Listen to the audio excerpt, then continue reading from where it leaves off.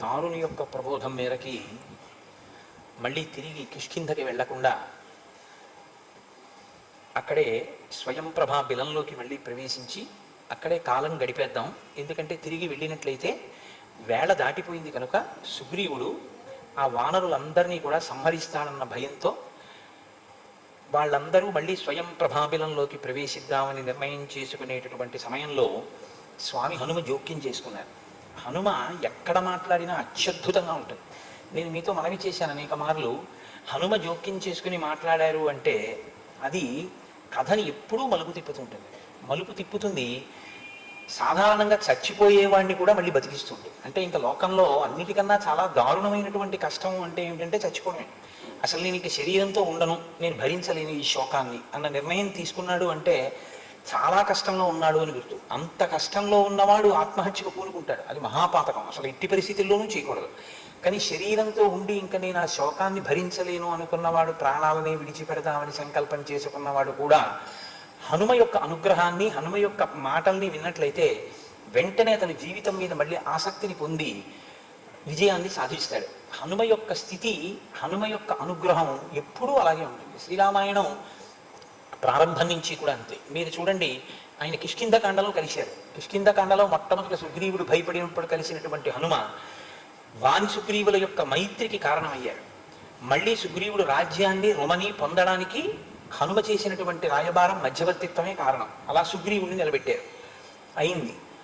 మళ్ళీ అంగదుడు పొరపాటు చేస్తుంటే మాట్లాడి అంగదుడి యొక్క జీవిత స్థితిని దిద్దుతాడు, అవుతుంది. 100 యోజనముల దూరం ఎవరూ ఎగరలేం కాబట్టి మళ్ళీ ప్రాయోపవేశం చేద్దాం అనుకున్నప్పుడు మళ్ళీ 100 యోజనముల దూరాన్ని ఆయనే సముద్రాన్ని లంఘించి సీతమ్మ జాడ కనిపెట్టడానికి వెళ్ళి వానులో ఎందు విశ్వాసం నిలబెడతారు. అక్కడికి వెళ్ళిన తర్వాత సీతమ్మ తల్లి ఉరిపోసుకుని ప్రాణములనే విడిచిపెడదాం అనుకున్న సందర్భంలో రామకథని చెప్పి ఆవిడ్ని బతికిస్తారు. అక్కడి నుంచి వెళ్ళి చనిపోకుండా ఆపుదామని రావణాసురుడికి ఉపదేశం చేశారు. వెనక వాడు నాశనం అయిపోతే ఆయన ఏం చేస్తారు? మళ్ళీ అక్కడి నుంచి బయలుదేరి దక్షిణ సముద్రపు ఉత్తర ఒడ్డుకు వచ్చినటువంటి ఆయన సీతమ్మ తల్లి దర్శనం అయింది అన్న క్షేమవార్తని వానరులకు చెప్పి మనం మళ్ళీ బ్రతుకుతాం, ఇప్పుడు ఈ శుభవార్తతో వెళ్తున్నాం కాబట్టి సుగ్రీవుడు మనల్ని చంపడు అన్న విశ్వాసాన్ని వానరుల యందు నింపారు. అయింది. వెళ్ళి సీతమ్మ తల్లి జాడ ఏ దిక్కునా తెలియలేదని బెంగపెట్టుకుని ఉన్న రామచంద్రమూర్తికి దక్షిణ దిక్కున కాంచన లంకలో సీతమ్మ ఉంది అన్న క్షేమవార్త చెప్పి మళ్ళీ రామచంద్రమూర్తి యొక్క ప్రాణములను నిలబెట్టిన వారు హనుమే.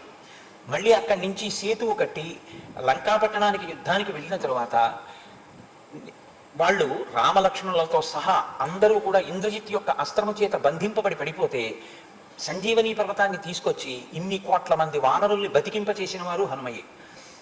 చిట్ట చివరిలో ఇంద్రజిత్ యొక్క ఉద్ధతిని ఎవరూ తట్టుకోలేని పరిస్థితి ఏర్పడి విభీషణుడంతటి వాడు ఈ హోమాన్ని కానీ ఇంద్రజిత్ పూర్తి చేస్తే ఇంకా ఎవ్వరూ నిగ్రహించలేరు అన్నప్పుడు ఇంద్రజిత్ హోమం పూర్తి చేయకుండా బయటికి వచ్చేటట్టు చేసి ఇంద్రజిత్ మరణానికి కారణమై రాముడి యొక్క సైన్యం అంతా రక్షింపబడడానికి హేతువైన వారు హనుమే.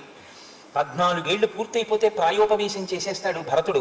అందుకని నేను భారద్వాజాశ్రమంలో ఉండి వస్తాను, నువ్వు వెళ్ళి భరతుడికి క్షేమవార్త చెప్పు అంటే 14 ఏళ్లు పూర్తయిపోయిన కారణం చేత ప్రాయోపవేశం చేయడానికి సిద్ధపడుతున్నటువంటి భరతునికి రామచంద్రమూర్తి యొక్క పునరాగమన వార్తని, క్షేమవార్తని చెప్పి భరతుని యొక్క ప్రాణములు నిలబెట్టినటువంటి వారు స్వామి హనుమయే.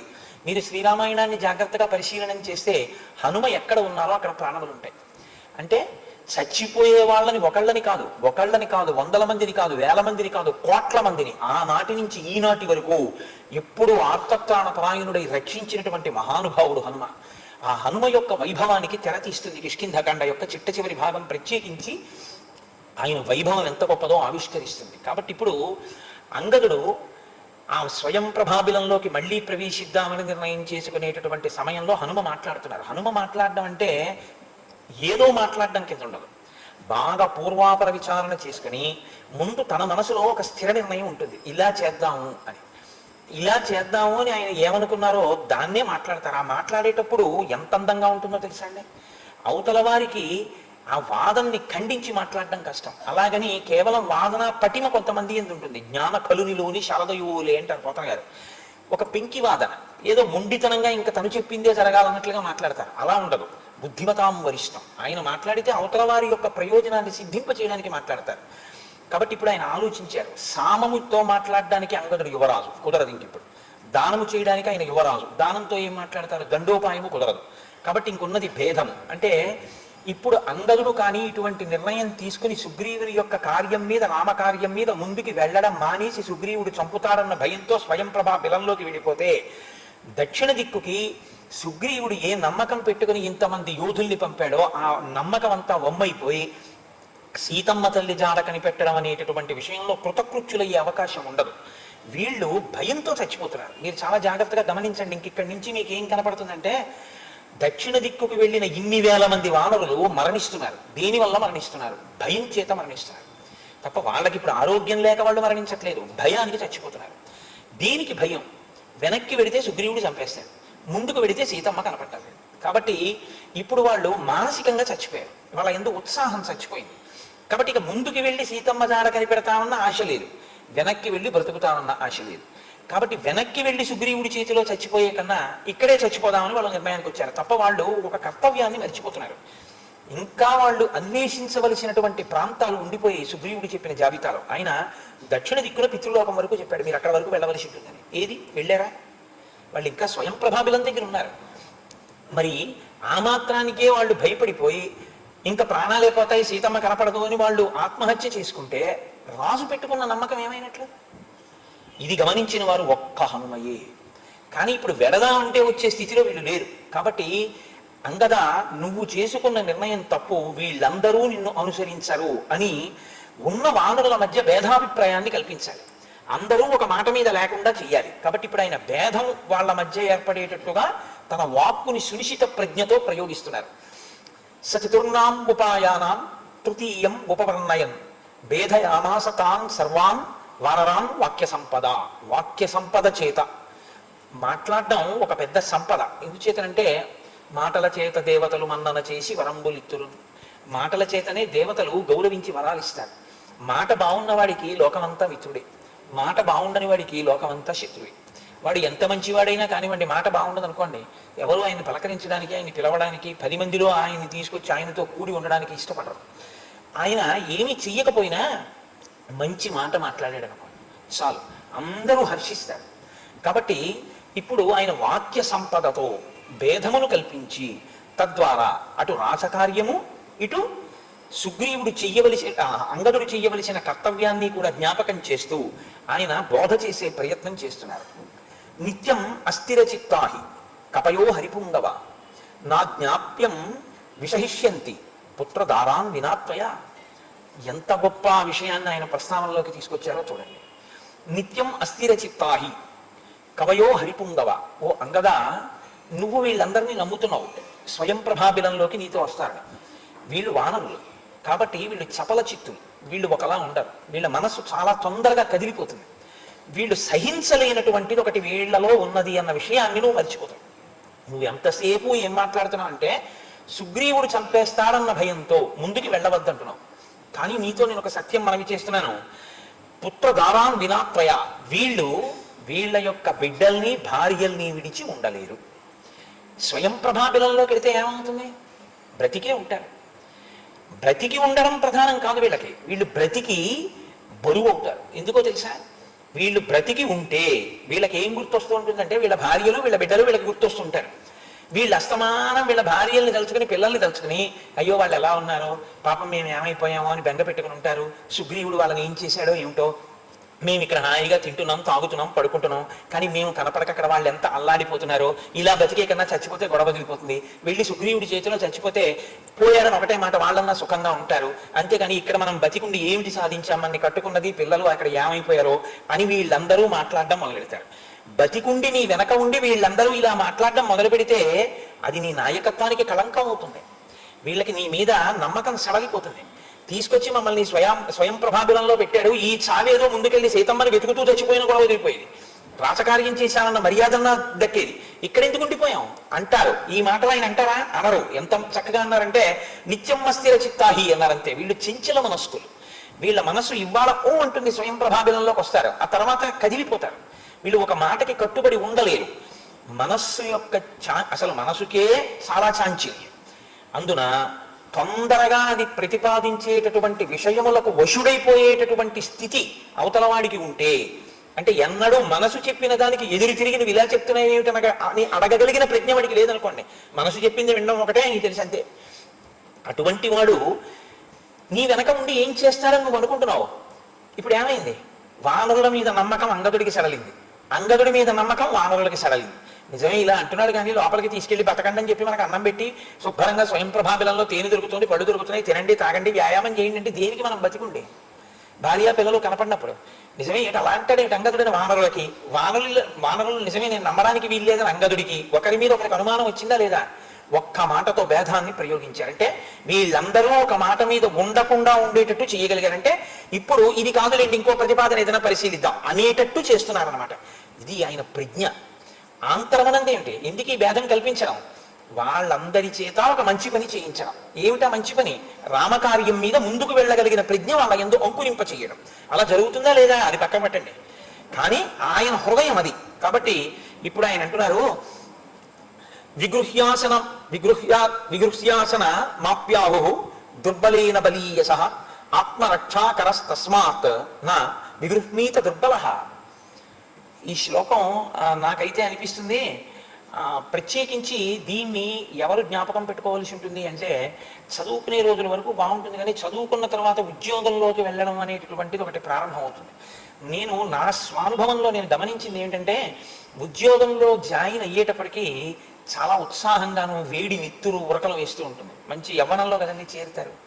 అందులో ఎవరో ఉంటారు సాధారణంగా ఏం చేస్తారంటే మన అధికారి ఎటువంటి వాడండి, ఈయన ఎలా ఉంటారు, పర్వాలేదా, మంచి అయినా అని ముందు ప్రశ్న వస్తుంది ఎక్కడో ఒక చోట వెయ్యగానే. ఏం పర్వాలేదండి చాలా మంచి అయినా అంటే మనం ఏం చేసినా చెల్లుతుందన్న భావన వస్తుంది. అమ్మో ఇలాంటి వాడు కాదండోయ్, ఒక గంట ఆలస్యంగా వస్తానన్నా అనుమతించడు. ఒకవేళ నిత్తురు కక్కుతుంటే అలాగే వచ్చి అటెండెన్స్లో టైంకి సంతకం పెట్టాలి తప్ప ఆయన మాత్రం 5 నిమిషాలు ఆలస్యంగా వచ్చినా ఒప్పుకోడు. అంత నియంత అన్నారు అనుకోండి, ఆయన మీద భేదభావం వస్తుంది. ఇది అక్కడితో ఊరుకోడు. ఇంకా ఉద్యోగంలో చేరి 2 రోజులు అవుతుంది, అధికారికి వ్యతిరేకంగా ఏదో మాట్లాడడం మొదలెడతాడు. మీరు చెప్పింది నిజమేనండి, నేను లోపలికి వెళ్ళానా ఏమన్నారో తెలుసా, ఎంత చులకనగా మాట్లాడారో తెలుసా అంటారు. వీడు లోపలికి చేరేస్తాడు. నిన్న కాక మొన్న చేరాడండి, ఎలా మాట్లాడాడో తెలుసా సార్ అంటాడు. ఇది ఏమవుతుందో తెలుసా అండి, నాకు మరి నా అదృష్టమో ఏమో నాకు తెలియదు, కానీ నేను ఉద్యోగంలో చేరినటువంటి రోజున నాతో ఒక మహాత్ముడనే నేను అనవలసి ఉంటుంది. నాతో ఒక మిత్రుడు నాకు సలహా ఇచ్చాడు. ఆయన నాకన్నా చాలా సీనియర్ అప్పటికి, ఇప్పుడు ఆయన రిటైర్ అయిపోయారు. ఆయన అన్నారు, ఏమయ్యా నువ్వు ఇవాళ కొత్తగా ఉద్యోగంలో జాయిన్ అయ్యావు, నేను నీకు ఒక విషయం చెప్తాను, నువ్వు దీన్ని చాలా జాగ్రత్తగా నువ్వు పదవీ విరమణ చేసే వరకు గుర్తుపెట్టుకో అన్నాను. ఏమిటి అన్నాను, ఎన్నడూ కూడా నీ అధికారి సమర్థతని నువ్వు విచారణ చేయవద్దు. నీకన్నా నీ అధికారి తెలివి తక్కువవాడే కావచ్చు, కానీ ప్రభుత్వం అతను అందులో కూర్చోబెట్టేది, నువ్వు గౌరవం ఇవ్వవలసి ఉంటుంది అన్నది గుర్తుపెట్టుకో. తప్ప నీ అధికారికి వ్యతిరేకంగా నువ్వు ప్రవర్తించి ఏదో సాధించుకోగలనని అని అనుకోవద్దు, నీ మనశ్శాంతిని కోల్పోతావు. నువ్వు నీ అధికారిని వ్యతిరేకించి మాట్లాడవలసిన రోజు ఎప్పుడైనా వస్తే బాగా జ్ఞాపకం పెట్టుకో, తోటి వాళ్ళతో చెప్పద్దు. నీ అధికారితోనే నువ్వు వ్యతిరేకించి ఇక ఆయన కింద పని చేయకుండా మళ్ళీ వెళ్ళిపోయే ఏర్పాటు చూసుకో. వ్యతిరేకించి అధికారుల దగ్గర ఉండవద్దు. ఎందుకో తెలుసా, ఆయన కాని కోపం పెట్టుకుంటే నీకు చాలా అశాంతి కలుగుతుంది, స్థానబలిని, అది చాలా గొప్ప విషయం. కాబట్టి అధికారుల యందు ఎప్పుడూ వినయంగా ఉండడానికి, ఒక తండ్రి ఒక మాట అంటే ఎంత గౌరవంగా తీసుకుంటావో ఒక అధికారి ఏదైనా అన్నప్పుడే కానీ మందలించినప్పుడు కానీ అంత సహృదయంతో తీసుకుని ఉండడమే నేర్చుకో. ఇప్పుడు నీకు సంస్థకి అధికారికి కూడా చాలా సంతోషంగా ఉంటుంది. నువ్వు రేపొద్దున్న అధికారి కావచ్చు, కానీ నీ మీదంటూ ఓ అధికారి ఉంటాడు. అధికారి మీద అధికారి లేకుండా ఉండడం సాధ్యం కాని వ్యవస్థ ఇది. కాబట్టి దీనికి నువ్వు ఇమిడితే నీ మనసు ప్రశాంతంగా ఉంటుందని. నేను ఆ తర్వాత అలా ఉండడం చేతకాక దెబ్బతిన్న కొన్ని 100 మందిని చూశాను. ఏదో ఒక కారణానికి ఆయన నాకన్నా ఏం మొనగాడండి అని దెబ్బతిన్న వాళ్ళని ఎందరినో చూశాను. నేను అప్పుడు అనుకున్నాను, ఒరే నాకు అమృతపు చొక్కనే పోశాడు ఆయన ఆ రోజున, చాలా గొప్ప విషయం చెప్పాడు, నిజమే జీవితంలో కొన్ని విషయాలు తెలుసుకుని ఉండాలి అనుకున్నాను. స్వామి హనుమ ఒక అత్యద్భుతమైన విషయాన్ని ప్రతిపాదన చేస్తున్నారు. అందుకే శ్రీరామాయణం అమృతం అండి, అది ఎప్పటికీ కాలంతో సంబంధం లేదు, ఎప్పటికీ అలాగే అమృతంగానే పనికొస్తుంది. ఆయన అంటున్నారు, నాయన విగృహ్యాసనమాప్యాహు దుర్బలేన బలీయస ఆత్మరక్షాకరస్తస్మాత్ నా విగృహ్ణీత దుర్బల. ఎన్నడూ కూడా ఒక విషయాన్ని దృష్టిలో పెట్టుకో, బలవంతుడైనటువంటి వాడు బలహీనుడైనటువంటి వాడిని వ్యతిరేకించి ఎక్కడైనా బ్రతకగలడు. బలహీనుడైనటువంటి వాడు బలవంతుడైన వాడిని ఎదిరించి ప్రశాంతంగా బతకలేడు. బాగా గుర్తుపెట్టుకో, ఎంత గొప్ప మాట ప్రారంభం చేశారో చూడండి. నీవు ఏమనుకుని నిర్ణయం చేస్తున్నావు, నేను యువరాజుని, నా దగ్గర వీళ్ళందరూ ఉన్నారు కాబట్టి ఇప్పుడు నేను ఒక నిర్ణయం చేసి వీళ్ళని బతికించగలను నువ్వు అనుకుంటున్నావు. కానీ నీకన్నా బలవంతుడు ఇంకోడు ఉన్నాడు. నువ్వు వీళ్ళని రక్షిద్దాం, వాళ్ళ నుంచి నిన్ను రక్షించుకుందాం అనుకున్న నీ ప్రయత్నం వాళ్ళతో విభేదించడమే అవుతుంది. సుగ్రీవుడితో విభేదించడం కాదా, రామలక్ష్మణులతో విభేదించడం కాదా? రామలక్ష్మణులతో విభేదించి నువ్వు ఈ 3 లోకాల్లో ఎక్కడ దాక్కున్నా ప్రశాంతంగా ఉండగలవా? చెప్పిన పని చేయకుండా ఉండగలనని అనుకుంటున్నావా? నువ్వు దాక్కో స్వయం ప్రభాబిలంలోకి వెళ్ళి. ఆయనకి తెలుస్తుంది ఎప్పుడో ఒకప్పుడు. వెళ్ళి రాలేదు, కొంత దూరం వెళ్ళి స్వయం ప్రభాబిలంలోకి వెళ్ళిపోయి ఉండిపోయారు. వెనక్కి వస్తే చంపేస్తానని ముందుకి వెళ్ళలేదు, వెనక్కి రాలేదు, వచ్చి కబురు చెప్పలేదు. అంటే రాజదండన తప్పుకునే ప్రయత్నం చేశారని తెలుస్తుంది. ఒకటి, సుగ్రీవుడికి కోపం వస్తుంది. 2, దక్షిణ దిక్కున పూర్తిగా అన్వేషణం చెయ్యకుండానే స్వయం ప్రభాబిలంలో జీవితం కోసం దాక్కున్నాం కాబట్టి. రాముడికి కాదు కోపం వచ్చేది, రామకార్యంలో వైక్లభ్యానికి లక్ష్మణమూర్తికి కోపం వస్తుంది. రాముడికి కోపం వస్తుందని ఆయన అనలేదు. రాముడి యందు దయపాళ్ళు చాలా ఎక్కువ. కానీ రామకార్యానికి భంగం జరిగితే కోపం వచ్చేది లక్ష్మణుడికి. ఎంత సునిశ్చిత ప్రజ్ఞతో అన్నారో చూడండి ఆ మాట. తప్ప రాముడికి కోపం వస్తుందని లేదు, లక్ష్మణుడికి కోపం వస్తుంది. రాముడు కళ్ళనీళ్లు పెట్టుకుంటే చంపేస్తాను సుగ్రీవుడు అన్నది ఎవరు? లక్ష్మణుడు. చిట్ట చివరి ఏమన్నారు? మా అన్నయ్య కళ్ళ నీళ్లు చూడలేక నేను ఇలా మాట్లాడాను, నన్ను క్షమించన్నారు. కాబట్టి రామకార్యాన్ని సగంలో వదిలి స్వయం ప్రభాబిలంలో దాక్కున్నావు అని తెలిస్తే లక్ష్మణుడు అక్కడి నుంచి ఇక్కడికి వచ్చి నిన్ను వెతకక్కర్లేదు. యాం క్షేమాం మన్యసే ధాత్రీం ఏతద్ బలమితి శ్రుతం ఏతల్లక్ష్మణ బాణానాం ఈషత్కార్యం విధారణే. ఒక ఆకుల దొప్పని చీల్చేయడం ఎంత తేలికో ఈ స్వయం ప్రభా బిలాన్ని అక్కడ ఉండి సంకల్పం చేసి బాణాలు వేసి చీల్చేయడం లక్ష్మణుడి బాణాలకంత తేలిక పని, కష్టపడి కాదు. అక్కడి నుంచి చీల్చేస్తాడు ఈ బిలాన్ని. నువ్వెందుకు పైకి రావో చూస్తానని. అంతటి మహాబలవంతుడితో వైరం పెట్టుకుని బతుకుదాం అనుకుంటున్నావా? ఈశ్వరుడితో వైరం పెట్టుకుని ఎక్కడ బతుకుతారండి? ఈశ్వరుడితో వైరం పెట్టుకునే ప్రయత్నం ఎప్పుడూ ఉండకూడదు. భగవంతుడిని నిందించి నువ్వేం సాధిస్తావు? భగవన్మార్గమునందు ప్రయాణిస్తూ వైక్లభ్యం వచ్చిన చోట ఆయనకి క్షమాపణ చెప్తూ బతకడం ఎప్పుడూ మంచి పని. అందుకే ఎప్పుడైనా ఈశ్వరుడి దగ్గరికి వెడితే ఒక విషయాన్ని అడుగుతూ ఉండాలి. దాన్ని మనం వెంకటేశ్వర సుప్రభాతంలో ప్రతిపాదన చేస్తుంటారు. అహం దూరతస్తే పదాంభోజ యుగ్మ ప్రణామిచ్చ యాగచ్చ సేవాంకరోమి సకృచ్చేవ యానిచ్చ సేవా ఫలం తం ప్రయచ్చ ప్రయచ్చ ప్రభో వెంకటేశ అంటారు. ఈశ్వర, ఇంతకాలానికి నేను నీ దర్శనానికి నిన్ను సేవించడానికి కొండ మీదకి వచ్చాను. ఇవాళ నేను సద్బుద్ధితో వచ్చి నీ కొండ ఎక్కి నీకు సేవ చెయ్యాలని వచ్చినటువంటి ఈ క్షణం ఇదిగా మిగిలిపోయి మళ్ళీ ఏడాది తర్వాత ఎప్పుడో వెంకటాచలం రావడం కాదు. ఇవాళ నేను చేసినటువంటి ఈ సేవ ప్రతినిత్యము నీ చేయగలిగినటువంటి సేవగా మారుగాక అని మీరు అడగవలసి ఉంటుంది. నిన్న రాముడు ఇదే కదండి చెప్తాడు. ధర్మార్థ సమన్వయం లేని కామ ప్రవృత్తి చెట్టు కొమ్మ యొక్క చివర పడుకున్న వాడితో సమానం, కింద పడిపోతాడు. అర్ధకామములను ధర్మంతో ముడివేసుకోవాలి, లేకపోతే నీ జీవిత ప్రయోజనమును నువ్వు సాధించలేవు అని రాముడు చెప్పడం వెనకాతల ఉన్న ప్రయోజనం కూడా ఇదే. ఎప్పుడూ కూడా మనిషి దీన్ని మర్చిపోకుండా విభాగం చేసుకుంటూ ఉండాలి. అందుకే నేను నిన్న మీతో మనవి చేశాను, మనుష్య జీవితాన్ని అసలు వేదం అంత గొప్పగా విభాగం చేసేసింది. బ్రహ్మచర్యంలో నేర్చుకున్నది జీవితాంతం పనికి రావాలి. గృహస్థాశ్రమంలో ఉన్నది సుఖము నిజమైన సుఖము కాదని తెలుసుకోవడానికి ఉండాలి తప్ప అనుభవించేవన్నీ సుఖాలు అనుకోవడానికి గృహస్థాశ్రమం కాదు. ఒక సుఖం అనుభవించారు, చాలా సుఖంగా అనిపించింది, నిజంగా చెప్పింది సుఖమా? ఏది మళ్ళీ అనుభవించి ఇంకో మాట అనుభవించు. 4వ మాట ఏమంటుంది? అబ్బా ఏ మళ్ళీ నేను చికాకు, ఇదేం పెద్ద సుఖం అనిపిస్తుంది, మొహం వచ్చేస్తుంది. తినండి ఒకసారి చక్కెర పొంగల్ మీకు ఇష్టమని, మళ్ళీ మారు వేయించుకోండి, 4వ మాట తింటారా? ఇక తినలేరు. కాంచిక ధియా అంటారు శంకరాచార్యులు వారు. ఇంకో ముద్ద తినాలంటే నిమ్మకాయ ముక్క నోట్లో పెట్టుకోవాలి, లేకపోతే తినలేరు. తప్పు చక్కెర పొంగల్దా మనసుదా? చక్కెర పొంగల్ది సుఖం అయితే 1వ మాట ఇచ్చిన సుఖం 4వ మాట ఎందుకు ఇవ్వలేదు? సుఖము వస్తువు యందు లేదు, మనసు యందు ఉంది. ఏది సుఖమని కాసేపు అంటుందో దాన్ని దుఃఖం అని తర్వాత అంటారు. సుఖము దుఃఖము అని పేర్లు మారుస్తుంటుంది. కా అలాగే ఉంటుంది, మీతో ఒకసారి మనవి చేసే సు దూ మారుతుంటాయి. అది మనసు యొక్క ప్రజ్ఞ. కాబట్టి సంసారమునందు ఉండేది ఎందుకంటే ఇవన్నీ సుఖాలా అన్నది గమనిస్తూ ఉండాలి. ఇవి కావు సుఖాలు. ఏది సుఖం? రేపు చెప్తాడు ప్రహ్లాదుడు. ఏది ఈశ్వర పాదారవింద సంసేవనము చేత ఆనందం కలుగుతుందో అది సుఖం. ఈశ్వర సేవ వైపుకి మళ్ళీ అది శాశ్వతమైన ఆనందము అని గుర్తెరగడానికి, ఇవి తాత్కాలిక సుఖములు, ఇవి నిజమైన సుఖములు కావు అని మీరు తెలుసుకోవడానికి, సుఖం అనుభవించి ఈ సుఖము నిజమైన సుఖము కాదని తెలుసుకుని వైరాగ్యం పొందడానికి మీకు పనికొస్తుంది. వైరాగ్యం అన్న మాట నేను అన్నానని మళ్ళీ ఏముందండి అన్నదల్లా వైరాగ్యం అని మీరు అనుకోకండి. ఎందుకో తెలుసా? మళ్ళీ వైరాగ్యం 2 రకాలుగా ఉంటుంది. ఒకటి, కొడుకు దెబ్బలాడాడని కాశీ వెళ్ళే వైరాగ్యం, ఎందుకు వెళ్ళాడు కాశీ అంటే ఆయన భక్తి బూడిద అయిపోయి వెళ్ళిన వాడు ఏం కాదు, కొడుకు దెబ్బలాడాడని కాశీ పోయాడు వారం రోజులు. ఓ వారం పోయాక మీ అబ్బాయి హాస్పిటల్లో కనపడ్డాడండి, మరి ఎందుకు వచ్చాడో తెలియదు, ఏమిటో కుంటున్నాడు అంటాడు ఎవడో ఒక ఆయన, రిజర్వేషన్ లేకపోయినా వచ్చేస్తాడు మళ్ళీ. అది వైరాగ్యం కాదు, ఇంకో వైరాగ్యం ఉంటుంది. ఆ వైరాగ్యం వచ్చిన వాడు ఎక్కడున్నాడు అన్నది మీకు అవసరం, ఆయన ఏ బట్ట కట్టుకున్నాడో కూడా మీకు అవసరం. ఆయన కాషాయం కట్టుకోవాలని మీరు అనుకుంటున్నారా? ఆయన ఏం కట్టుకోక్కర్లేదు, ఆయన ఎక్కడున్న వైరాగ్యంతో ఉంటాడు. ఆయన గాలిలా ఉంటాడు.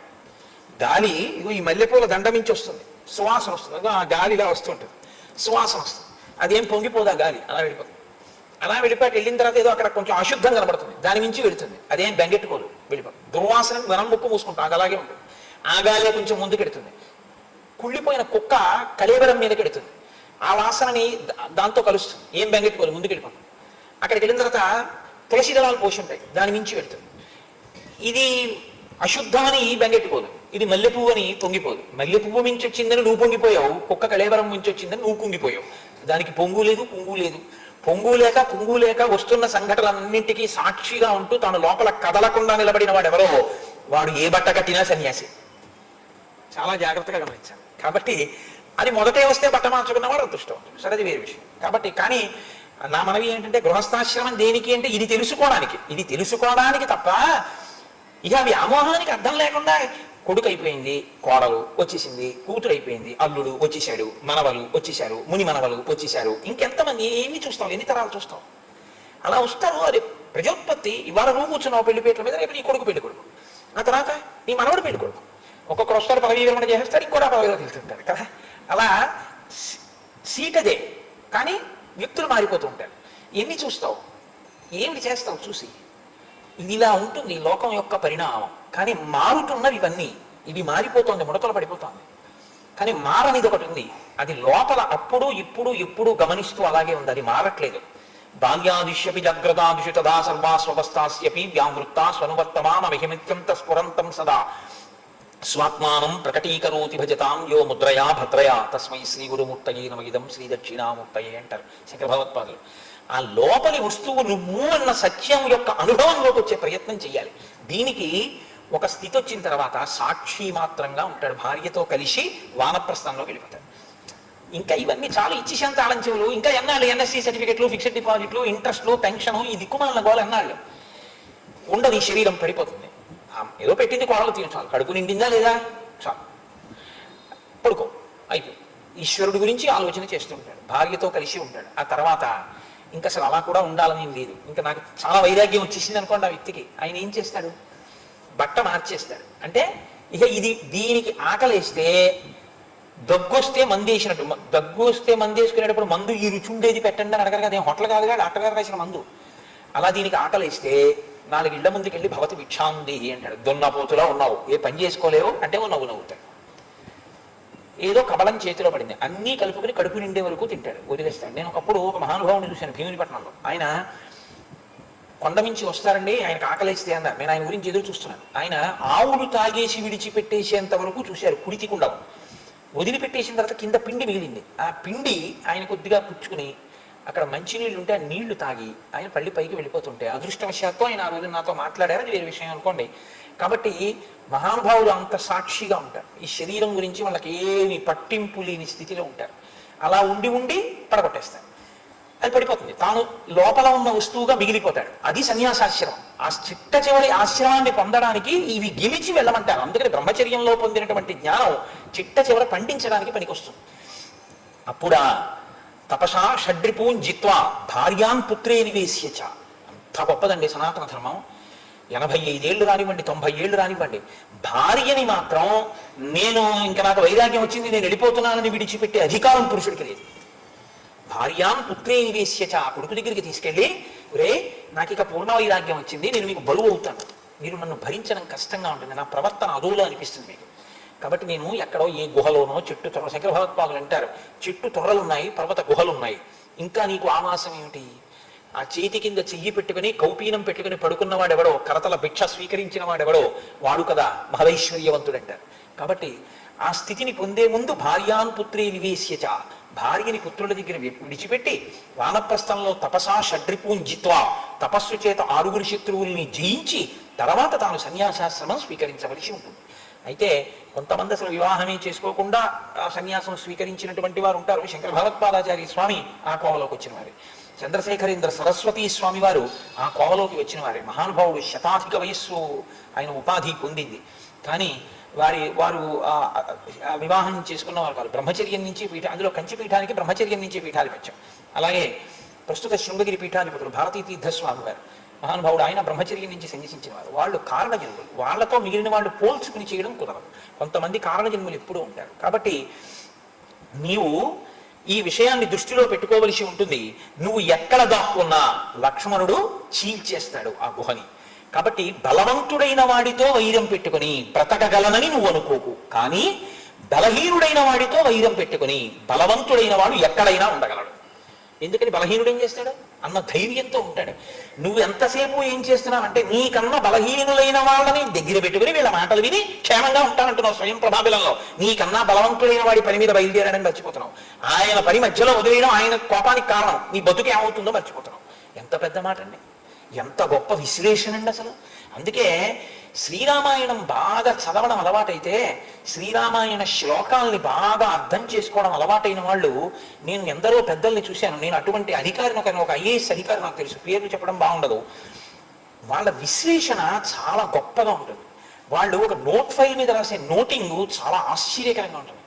ఎవ్వరూ ఊహించినటువంటి ఆలోచన సరళి వారి యందు ఉంటుంది. చాలా గొప్పగా ఉంటుంది. వాళ్ళ బుద్ధికి అటువంటి గాయత్రి ప్రచోదనం కూడా ఉంటుందండి. ఎందుకంటే శ్రీరామాయణం మీరు ఒకటి గుర్తుపెట్టుకోండి, గాయత్రి మంత్రం అందరూ చేయడానికి అర్హులు కాకపోవచ్చు. గాయత్రి మంత్రం 24 బీజాక్షరాలతో ఉంటుంది. 24 బీజాక్షరాలే గాయత్రికి. 24 బీజాక్షరాలకి ఒక్కొక్క బీజాక్షరానికి ఒక్కొక్క ఋషి, ఒక్కొక్క బీజాక్షరానికి ఒక్కొక్క దేవత. మరి 24 బీజాక్షరాలతో ఉన్న గాయత్రిని నియమంతో చేసినటువంటి వాడికి బుద్ధి వైభవం ఎందుకు రాదు? వచ్చి తీరుతుంది. మరి గాయత్రి వైభవాన్ని పొందాలి అంటే శ్రీరామాయణాన్ని చదివితే చాలు. ఎందుకని శ్రీరామాయణం ప్రతి ఒక్క అక్షరానికి 1000 శ్లోకాలుగా వ్యాఖ్యానం, 24 బీజాక్షరాలకు వ్యాఖ్యానం, 24,000 శ్లోకాల శ్రీరామాయణం. శ్రీరామాయణం చెప్పడం అంటే గాయత్రి మహామంత్ర బీజాక్షర వ్యాఖ్యానము చేసినట్టే లెక్కంతే. రామాయణం చదువుకుంటున్నావు అంటే గాయత్రి మహామంత్ర బీజాక్షర వ్యాఖ్యానములను చదువుకుంటున్నావు అని గుర్తు. కాబట్టి అది ఏం చేస్తుంది? బుద్ధి ప్రచోదనాన్ని ఇస్తుంది. కాబట్టి రామాయణం పిల్లలు వినండి, పెద్దవాళ్ళు వినండి, ఎవరు వినండి, వాళ్ళ బుద్ధికి ప్రచోదనం ఇస్తుంది. ఒక గొప్ప మార్పు తీసుకొస్తుంది. అది బుద్ధి మీద పనిచేసేటటువంటి ఒక గొప్ప శక్తి కలిగినటువంటి మహామంత్రం శ్రీరామాయణం అనేటటువంటి ఒక మహామంత్రమే అనుకోవచ్చు మీరు. అంత గొప్ప కలిగినది. అందుకే అందులో శ్లోకాలు అంత శక్తివంతంగా ఉంటాయి. ప్రత్యేకించి నేను మీతో మనవి చేశాను, శ్రీరామాయణంలో కొందరు వ్యక్తులు మాట్లాడేటటువంటి మాటలు అత్యద్భుతంగా ఉంటాయి. వాటిని మీరు విడిచిపెట్టకూడదు. వారు మాట్లాడుతున్నారంటే ప్రతి శ్లోకాన్ని చాలా జాగ్రత్తగా మీరు చదువుకోవాలి. ఎందుకంటే అంత వైభవంతో ఉంటాయి. ఒక గురువు గారి మాటకు అంత గొప్పతనం ఎక్కడ వస్తుంది? ఆయన బుద్ధి ప్రచోదనం, ఆయన బుద్ధి ప్రచోదన శక్తి వల్ల కదండి ఆ మాటకంత విలువ వచ్చింది. అయినప్పుడు ఒక హనుమ లాంటి వ్యక్తి మాట్లాడుతున్నారంటే ఆ మాట ఎంత గొప్పదై ఉంటుంది మీరు ఆలోచించండి. దాన్ని మీరు కేవలం కాకతాళీయంగా ఏదో మత్తు సాహిత్యం జరిగినట్టు ఇలా శ్లోకాన్ని ఎలా తిప్పుతారు? బాగా చదవాలి. ఏవో పనికి మాలినవి కొన్ని మాటలు ఉండొచ్చు. పనికి మాలినవి అంటే నా ఉద్దేశంలో రామాయణంలో అలా ఉంటాయి అని కాదు. మీరంతా శ్రద్ధగా దాన్ని విడిచిపెట్టిన రావణుడి ప్రసంగం ఉందనుకోండి, చాలా శ్రద్ధగా చదువుకోకపోతే పెద్ద దానివల్ల మీకు ఏదో ప్రమాదం వచ్చేసింది అని అనుకోక్కర్లేదు. కానీ హనుమ వంటి మహాపురుషులు మాట్లాడే మాటల్ని మీరు చాలా జాగ్రత్తగా చదువుకోవలసి. మీరు చదువుకోవాలి. మీరు చదువుకుని మీరు అనుభవించాలి. మీరు అనుభవిస్తే ఏమవుతుందంటే మీరు తరువాతి తరాలని ఉద్ధరించగలుగుతారు. ఎందుచేత అంటే అసలు నిజానికి పిల్లలకి బాగా తలలోకి ఎక్కేది ఎప్పుడో తెలుసా అండి? నేను మీతో యథార్థం చెప్తున్నాను. అక్రాస్ ది డైనింగ్ టేబుల్ నేను నిజం చెప్తున్నాను మీతో. అందుకే గృహస్థు ఎప్పుడూ బిడ్డలతోటే భోజనం చేయాలి. బిడ్డలతో భోజనం చేస్తూ మీరు అకస్మాత్తుగా ఏదో సందర్భంలో మీ ప్రయత్నం అక్కర్లేకుండా రామాయణం గుర్తొస్తూనే ఉంటుంది మీకు. మీరు రామాయణం గురించి చెప్తూ భోజనం చేశారనుకోండి, ఉపనిషత్ పారాయణం చేస్తూ భోజనం చేసినట్టే. అన్నం తింటూ అది వింటూ తిన్నవాడికి 6వ వంతు మనసు దై కూర్చుంటుంది రామాయణం. మీరు ఏది మాట్లాడుతున్నారో అది మీ బిడ్డల మీద ప్రభావం చూపిస్తుంది. మీరు ఏది చూస్తూ తింటున్నారో అది కూడా మీ బిడ్డల మీద ప్రభావం చూపిస్తుంది. చంటి పిల్లాడికి చాలా క్రూరమైనటువంటి సన్నివేశాలతో ఉన్నది మీరు చూస్తూ పాలిచ్చారనుకోండి, వాడు ఒక ఘాతకుడుగా తయారవుతాడు. కాబట్టి నేను అస్తమానం మళ్ళీ ఏదో దాని పేరు ఎత్తుతుండడం ఎందుకు, ఈయనకి ఇదో పెద్ద క్రోధంలా ఉంది వాటి మీద అనుకుంటారు. కాబట్టి నాకేం క్రోధం ఎందుకండి, నాకేం క్రోధం కాదు. కాకపోతే నేను ఇప్పుడు చెప్తుంటాను, ఈ వస్తువు తప్పు ఎప్పుడు ఉండదని చెప్తుంటాను. వస్తువుగా తప్పే ఉందండి, తప్పేం లేదు. ఒక యానిమల్ ప్లానెట్లో మీరు చూడలేనటువంటి అద్భుతమైన విషయాల్ని నేషనల్ జియోగ్రఫికల్ ఛానల్లో మీరు చూడొచ్చు. ఎక్కడో ఇప్పుడు జరిగినటువంటి మహత్తరమైనటువంటి విషయాన్ని మీరు ఇప్పుడే చూడొచ్చు. సింహాచలంలో జరిగినటువంటి చందనోత్సవాన్ని మీరు ఇప్పుడు చూడగలగడం అదృష్టం కదా. ఆ ప్రయోజనాన్ని మీరు పుచ్చుకోవచ్చు. అది వస్తువు దోషం అని మీరు ఎప్పుడు అనకూడదు. వస్తువుని సక్రమంగా వినియోగించుకోకుండా దుర్వినియోగం చేసి కొన్ని కోట్ల మందిని పాడు చేసేటటువంటి స్వభావం ఉన్నటువంటి కార్యక్రమాన్ని మీరు విమర్శించవలసి ఉంటుంది తప్ప మీ క్రోధము వస్తువుల పట్ల వెళ్ళిపోతే అది మీ పతనానికి దారితీస్తుంది. అందుకే యుక్తాయుక్త విచక్షణతో అనాలి తప్ప ఆ విచక్షణ విడిచిపెట్టి అనకూడదు. అందుకని నేను దీనికి వ్యతిరేకం కాదు. నేను అలా ఇప్పుడు టీవీకి కోటేశ్వరాన్ని వ్యతిరేకం అని అనకండి. నేను అలా కాదు, నేను చూస్తాను టీవీ. కాకపోతే బీ సెలెక్టివ్ కదా, అంతగా నాకు కర్లేదు దాని గురించి. కాబట్టి స్వామి హనుమంటారు, స్మరంత పుత్రనారాణం నిత్యోద్విగ్నా బుభుక్షితా ఖేదిత దుఃఖశయ్యాభి త్వాం కరిష్యంతి పృష్ఠత. వీళ్ళు ఏం చేస్తారో తెలుసా? చక్కగా తింటారు, పనేముంది, చక్కగా తినేస్తారు, తినేసి పడుకుంటారు. మరి ఏం చేయాలి? ఇంకా వ్యవహారం ఏముంది? కొన్నాళ్ళు అయిపోయింది అనుకోండి, లేచి ఏం చేయాలి? అలాగే దొలుతుంటాడు. లేచి ఏం చేయాలి ఇప్పుడు నేను అంటారు. ఒకటి చూడండి, లేవడం, అలా పడుకుని ఉంటాడు. పడుకుంటే ఏం చేయాలి? మాట్లాడుకోవాలి. మాట్లాడుకుంటే ఏం మాట్లాడాలి? మా ఆవిడ ఏం చేస్తుందో అని ఒకటి మొదలు పెడతాడు. ఇక నీ బయలుదేరేటప్పటికి వాడు ఎంసెట్కి వెళ్తున్నాడు, పాపం ఏమైందో అని వీడంటాడు. ఆఖరికి ఏం చేస్తారో తెలుసా? అంగదా వీళ్ళందరూ కలిసి ఇగో ఈయన తీసుకొచ్చి ఇక్కడ పెట్టే, లేకపోతే ఏమో సీతమ్మ జాడ దొరికిండేదేమో, మనందరం కుటుంబాలతో ఉందేమో అని మొదలుపెట్టి రెండో కోణం మొదలుపెట్టి త్వాం కరిష్యంతి పృష్ఠత, నిన్నొక్కడిని చేసి వెనక్కి తోసేస్తారు. నీదే తప్పంటారు. కాబట్టి ఆ పరిస్థితి తెచ్చుకోకు. వీళ్ళందరినీ నువ్వు రక్షించే మనగాండంట. ఇది స్వయం ప్రభావిలంలో గడిపోతే బతకడం అనుకుంటున్నావా? క్రైసిస్ హ్యాండ్లింగ్ అంటారు చూసారా? ఒక సమస్యని అంత విశ్లేషణాత్మకంగా మాట్లాడగలగడం. అది చాలా చిన్న విషయంలా కనిపించవచ్చు. ఒక్కడికే ఈ బుద్ధి ప్రచోదనం, మిగిలిన వాళ్ళకి లేదు. ఆయన ఒక్కడే ఇలా మాట్లాడగలుగుతున్నాడు. చూడండి ఆయన బుద్ధి వైభవం ఎంత గొప్పగా ఉంటుందో మహానుభావుడిది. కాబట్టి ఖేదితా దుఃఖ శయ్యాభి త్వాం కరిష్యంతి పృష్ఠత. నీవు వీళ్ళని నమ్మి ఎక్కడో మనం స్వయం ప్రభాబిలంలోకి వెళ్ళిపోతే హాయిగా ఉంటామన్న మాట నువ్వు అనవద్దు. సత్వం హీన సుహృద్భిశ్చ హిత కామైశ్చ బంధుభి తృణాదపి భృశోద్విగ్న స్పందమానాత్ భవిష్యసి. వీళ్ళందరూ నిన్ను వ్యతిరేకించేస్తారు కదా ఒక రోజున. వీళ్ళందరూ ఏం మొదలు పెడతారంటే, పోన్లేరా ఏదో ఒకటి కిష్కిందకి వెళ్ళిపోదాం. వెళ్ళిపోయిన తర్వాత ఏం చేస్తాడు? వెళ్ళిపోగానే సుగ్రీవుడిగా పట్టించుకోడు. ముందు కిష్కిందలాగా వెళ్ళగానే మన ఇంటికి వెళ్ళిపోతాం. వెళ్ళిపోసారి భార్య బిడ్డలను చూసి ఎలా ఉన్నారో కనుక ప్రభు తప్పైపోయింది. అంగదుడు ఇలా అన్నాడు, ఆ రోజున మా బుద్ధి గడ్డి తిని వెళ్ళిపోయాం. ప్రభు ఆజ్ఞ మేము ఏం చెయ్యం, మాకు అప్పటికి ఎవరాది ఆయన ఇక్కడ ఎదురుగుండా ఉన్నవాడు, ధిక్కరించలేం. వెళ్ళాం, క్షమించినా మీరే, మమ్మల్ని చంపేసినా మీరే, మీరు ఏం చేసినా మేము సిద్ధమని కాళ్ళ మీద పడిపోదాం. ఇంతమంది వెళ్ళి పడిపోతే ఎవరు రక్షిస్తాడు, మహా అయితే ఖైదులో బారేస్తాడు, కనపడుతుంటారు పెళ్ళం పిల్లలు అని వీళ్ళందరూ మాట్లాడుకోవడం మొదలు పెడతారు. అప్పుడు నీ పని ఏమవుతుందో తెలుసా? వీళ్ళల్లో ఎవడు బయటికి వెళ్ళి సుగ్రీవుడి దగ్గరికి వెడతాడో జాడ చెప్పాక వీళ్ళందరూ వెళ్ళి క్షమాభిక్ష పొందితే నేను ఒక్కడే మిగులుతానేమోనని నీలో భయము ఉద్విగ్నమై గడ్డిపరక కదిలినా అడిగిపోవడం మొదలవుతుంది. ఇప్పుడు ఎక్కడ మొదలైంది? సుగ్రీవుడు చంపుతాడేమో అని మొదలుపెట్టిన భయం గడ్డిపరక కదిలినా భయపడే స్థితికి వస్తావు. అది నువ్వు చేసే నిర్ణయానికి అంతిమ పర్యవసానం. కాబట్టి నువ్వు ఆ స్థితిని తెచ్చుకోవద్దు. అస్మాభిస్తు గతం సార్థం వినీత అదుపస్థితం అనుపూర్వ్యాత్తు సుగ్రీవో రాజ్యేత్వాం స్థాపయిష్యతి. చక్కగా మనం ఈ కార్యాన్ని పూర్తి చేసి మనం చేయగలిగిన అన్వేషణ చేసి వెనక్కి వెళ్ళిపోయి మేము ఇలా స్వయం ప్రభా బిలంలో చిక్కుపడిపోయాం, ఈ కారణం చేత సీతమ్మ జాడ తెలియలేదు, కాలం ఇందుకని దాటిపోయింది అని మనం చెప్తే ఒక్కనాటికి సుగ్రీవుడు మనని చంపడు. చంపడమే ప్రధానంగా, చంపడం లక్ష్యంగా ఉన్నవాడు కాదు, యుక్తాయుక్త విచక్షణ కలిగిన వాడు ప్రభువు. వీళ్ళు ఎందుకని నెల దాటిపోయాక తిరిగి వచ్చారు అన్నది ఆలోచిస్తాడు. దాహంతో ఆకలితో వెళ్లకుండా ఉండలేంగా, అది శరీరానికి ప్రాథమిక అవసరం. అన్నం పెట్టాలి, నీళ్లు పోయాలంటే చచ్చుడుకుంటుంది. అది ఉంటే కదా వెతకడం. సీతమ్మ అందరూ వెళ్ళాం బిలంలోకి. ఆవిడే చెప్తోంది, వెళ్ళిన వాడు బయటికి రావడం కుదరదు, ఆవిడ అనుగ్రహించి తీసుకొచ్చింది కానీ, లేకపోతే మనం బయటకు వస్తామా? ఎందుకు చంపుతానయ్యా సుగ్రీవుడు? నువ్వు బాగా ఆలోచించు. మనం ఈ మాటలు కానీ సుగ్రీవుడికి వెళ్ళి చెప్పుకుంటే మనందరినీ కూడా సుగ్రీవుడు మన్నిస్తాడు. మన్నించి ప్రేమించి గౌరవిస్తాడు తప్ప యుక్తాయుక్త విచక్షణ లేకుండా ఏదో చేసేస్తాడు అని నువ్వు అనుకోవద్దు. ఇది చాలా చమత్కారంగా ఉంటుంది. కొంతమంది పరిస్థితి ఎలా ఉంటుందంటే, తమకి ఏం చెప్పారో అదే, అంతకన్నా ఇంకా పెద్ద బుద్ధి పెట్టి ఆలోచించేటటువంటి స్వభావం ఉండదు. నాతో ఒకసారి ఒక ఆయన అన్నాడు, ఇవన్నీనండి శ్రీరామాయణం చదువుతుంటే మీకు పైకి ఇలా ఉంటాయి కానీ పరమసత్యాలు హనుమ మాట్లాడుతున్నాయి. ఆయన అన్నారు, చూసారా వీళ్ళు తినేసి పడుకుంటారు, ఇంకా పని ఉండదు. ఉండకపోవడం ఏమవుతుందంటే భయానికి కారణమై వీళ్ళు అలా కూర్చోలేని స్థితి వస్తుంది. తిని పడుకుని ఉండిపోతే, బలం ఉండి చెయ్యగలిగిన వయసులో చెయ్యకుండా ఉండిపోతే ప్రమాదం వస్తుంది. బలం ఉండి చెయ్యగలిగిన వయసులో చేసి వైరాగ్యాన్ని సంపాదించి వానప్రస్థానికి వెళ్ళాలి. మీరు విన్నారో లేదో, మెరైన్ ఇంజనీర్స్ అని ఉంటారు, సముద్రం మీద వాయేజ్కి వెళుతుంటారు వాళ్ళు. సముద్రంలో వెళ్ళేటప్పుడు సముద్రం మీద పనిచేసేటటువంటి వాడు అధికారి మీద తిరగబడితే వాళ్ళకి ఇచ్చేటటువంటి శిక్ష ఏమిటో తెలుసా అండి? మీరు ఎప్పుడన్నా మెరైన్ ఇంజనీర్స్ని ఇక్కడికి వస్తారు 2-3 రోజులు, ఒక ఆయన సుబ్బారావు ఆయన అడగండి, వేసే శిక్ష ఏమిటో తెలుసా? 1 వారం రోజులు ఎవ్వరూ మాట్లాడద్దు, ఆయనకి ఇష్టమైన పదార్థాలు ఏవో ఆయనకి వండి పెట్టండి అని చెప్తారు. సముద్రం మీద ఇంక ఏమి పని ఉండదు, ఆయన ఎవ్వరూ పలకరించరు. డ్యూటీకి వచ్చేసి ఆ షిఫ్ట్కి సంతకం పెట్టేయడం. చక్కగా ఆ రోజున ఆయనకి మినపరొట్టు ఇష్టమైతే ఓ రోజు మినపరొట్టు వేసి పెడతారు, ఓ రోజున చక్కగా పూరి వేసి పెడతారు, తినేయడం. ఏం చేయాలంటే ఎవరు మాట్లాడరు ఆయనతో. ఆ సముద్రంలో ఓడ వెళ్ళిపోతుంటే అలా కూర్చోవడం. అలసట లేకపోతే ఏమవుతుందో తెలుసా అండి? నిద్రపట్టడం. సముద్ర ఘోష వింటూ అందరూ కష్టపడుతుంటే తను తినేసి అలా కూర్చోవాలంటే వారం రోజులు ఆ శిక్ష వేస్తే 3 రోజులు అయ్యేటప్పటికీ ఇంతకన్నా సముద్రంలో దూకి చచ్చిపోవడం మంచిది అనిపిస్తుంది. వాడి జీవితంలో ఎప్పుడు ఏ పని చెప్పినా చేయనండు. మెరైన్ ఇంజనీర్స్ యూజువల్గా షిప్ మీద వెళ్ళేటటువంటి క్రూ వ్యతిరేకిస్తే వేసే శిక్ష ఇదే వేస్తారు. హనుమ ఆనాడు చెప్పినవే ఇప్పుడు వచ్చాయి. ఆయన ఎంత యథార్థ దృష్టితో మాట్లాడారో చూడండి. ఏదో చెప్పారు కదా అని చెప్పినట్టు చేయడం ఇప్పుడు ప్రయోజనం కాదు. ఏదో నాకు వెనకటికి ఒక ఆయన చెప్పారు, ఏమిటో నాకు రామాయణం వింటే అన్ని ఇలాంటివి గుర్తొస్తుంటాయి.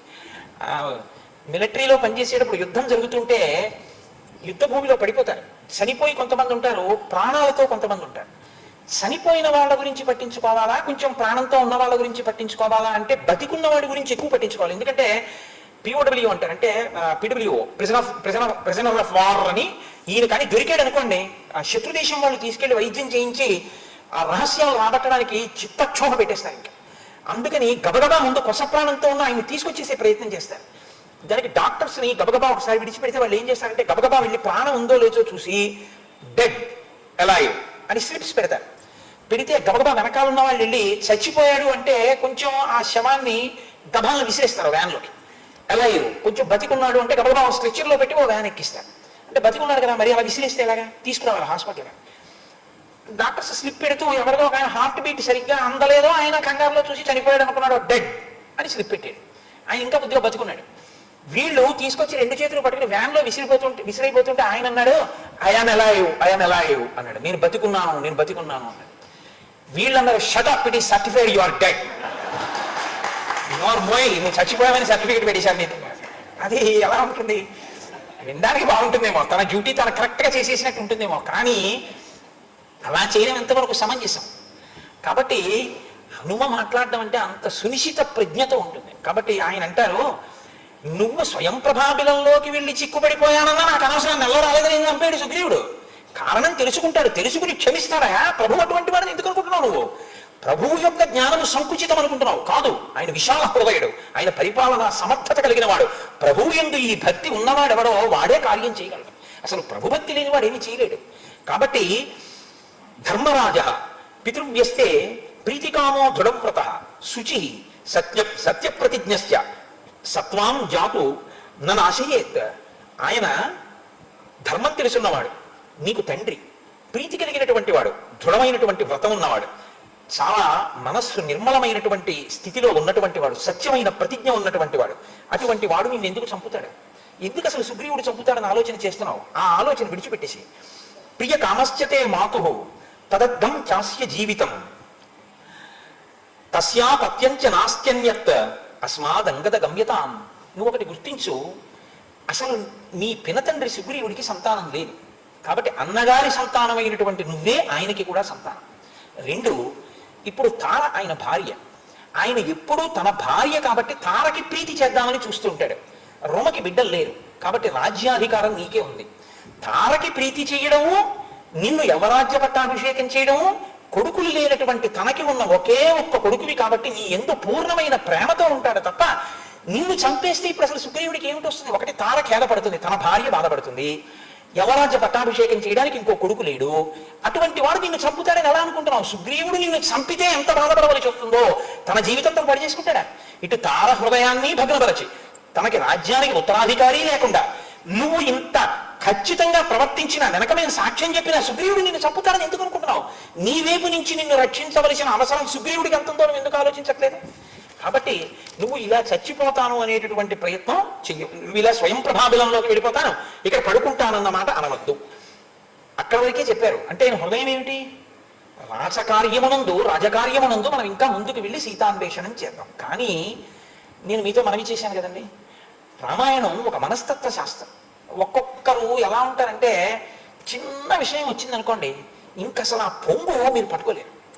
ఇంకసలు ఎన్ని మాటలు అంటారంటే నీతోటి మీకు విసుగు వచ్చేస్తుంది. అయ్య బాబోయ్ నా ప్రారంభం ఇదేంట్రా ఇలా తినేస్తున్నాడు నన్ను అని.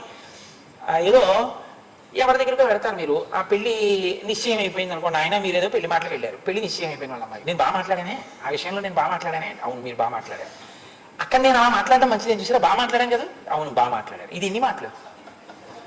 ఇక 3 రోజులైనా 4 రోజులైనా వచ్చే వారం ముహూర్తాలు ఎట్టుకుందాం, మీరు వెళ్ళిపోకండి ఉండండి అన్నారు. 3 రోజులు అయ్యాక మీ పరిస్థితి ఏమవుతుందో తెలుసా? అయ్యి బాబాయ్ నేను ఎందుకు వచ్చాను ఇక్కడికి, నా ప్రారంభం అనిపించేస్తుంది. ఇక అస్తమానం ఇంకా నేను బాగా మాట్లాడానే ఇదే అన్న తర్వాత వాళ్ళు, మీరు ఆ మాట అనకుండా ఉండవలసిందండి, అదొక్కటే మా వాళ్ళకి కొంచెం బాధ కలిగింది, కానీ నేను నచ్చ చెప్పానులేండి అన్నారు అనుకోండి. 4వ రోజున వచ్చి నేను ఎందుకన్నానంటావు అని మిగిలిన 3 రోజులు తినేస్తారు. 2 ఎక్స్ట్రీమ్సే. మీరు దేన్ని పట్టుకోలేరు వాళ్ళతోటి, చాలా ఇబ్బంది. మీరు విసుక్కున్నారు అనుకోండి, adding fuel to the fire అంటారు చూసారు, అలా ఉంటుంది. చూసా నిన్ను నమ్ముకుని ఇంత తీసుకొచ్చానా, నీకు నేను కష్టం అయిపోయాను, నీకు బరువు అయిపోయినా మాట్లాడతారు. మీరు అనడానికి ఉండదు, వినలేరు. స్నానం చేసినా అదే, పూజ చేసుకుంటున్నా అదే, అన్నం తింటున్నా అదే, పడుకున్నా అదే, ఏం చేస్తున్నా అదే చెప్తాడు. ఇంకా వదలడు ఏ విషయాన్ని కూడా. అక్కడతో సరే దీన్ని ఇలా పరిష్కరిద్దాం అని ఆలోచించి వదలడం, అది హైపర్ సెన్సిటివ్ అంటారు. ఏమో ఇవాళ నేను ఎందుకు ఇంగ్లీష్ మాట్లాడుతున్నాను. చాలా కొంతమంది మనస్తత్వం చాలా బలహీనంగా ఉంటుంది. అది చిన్ని విషయానికి విపరీతమైన పొంగు, చిన్న విషయానికి విపరీతమైన కుంగు.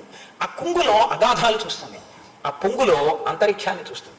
రెండిటినీ భరించడం కష్టంగానే ఉంటుంది. కాబట్టి ఇప్పుడు ఆయనకి కుంగులో ఉన్నాడు కాబట్టి ఆయన పాతాళాన్నే చూస్తాడు.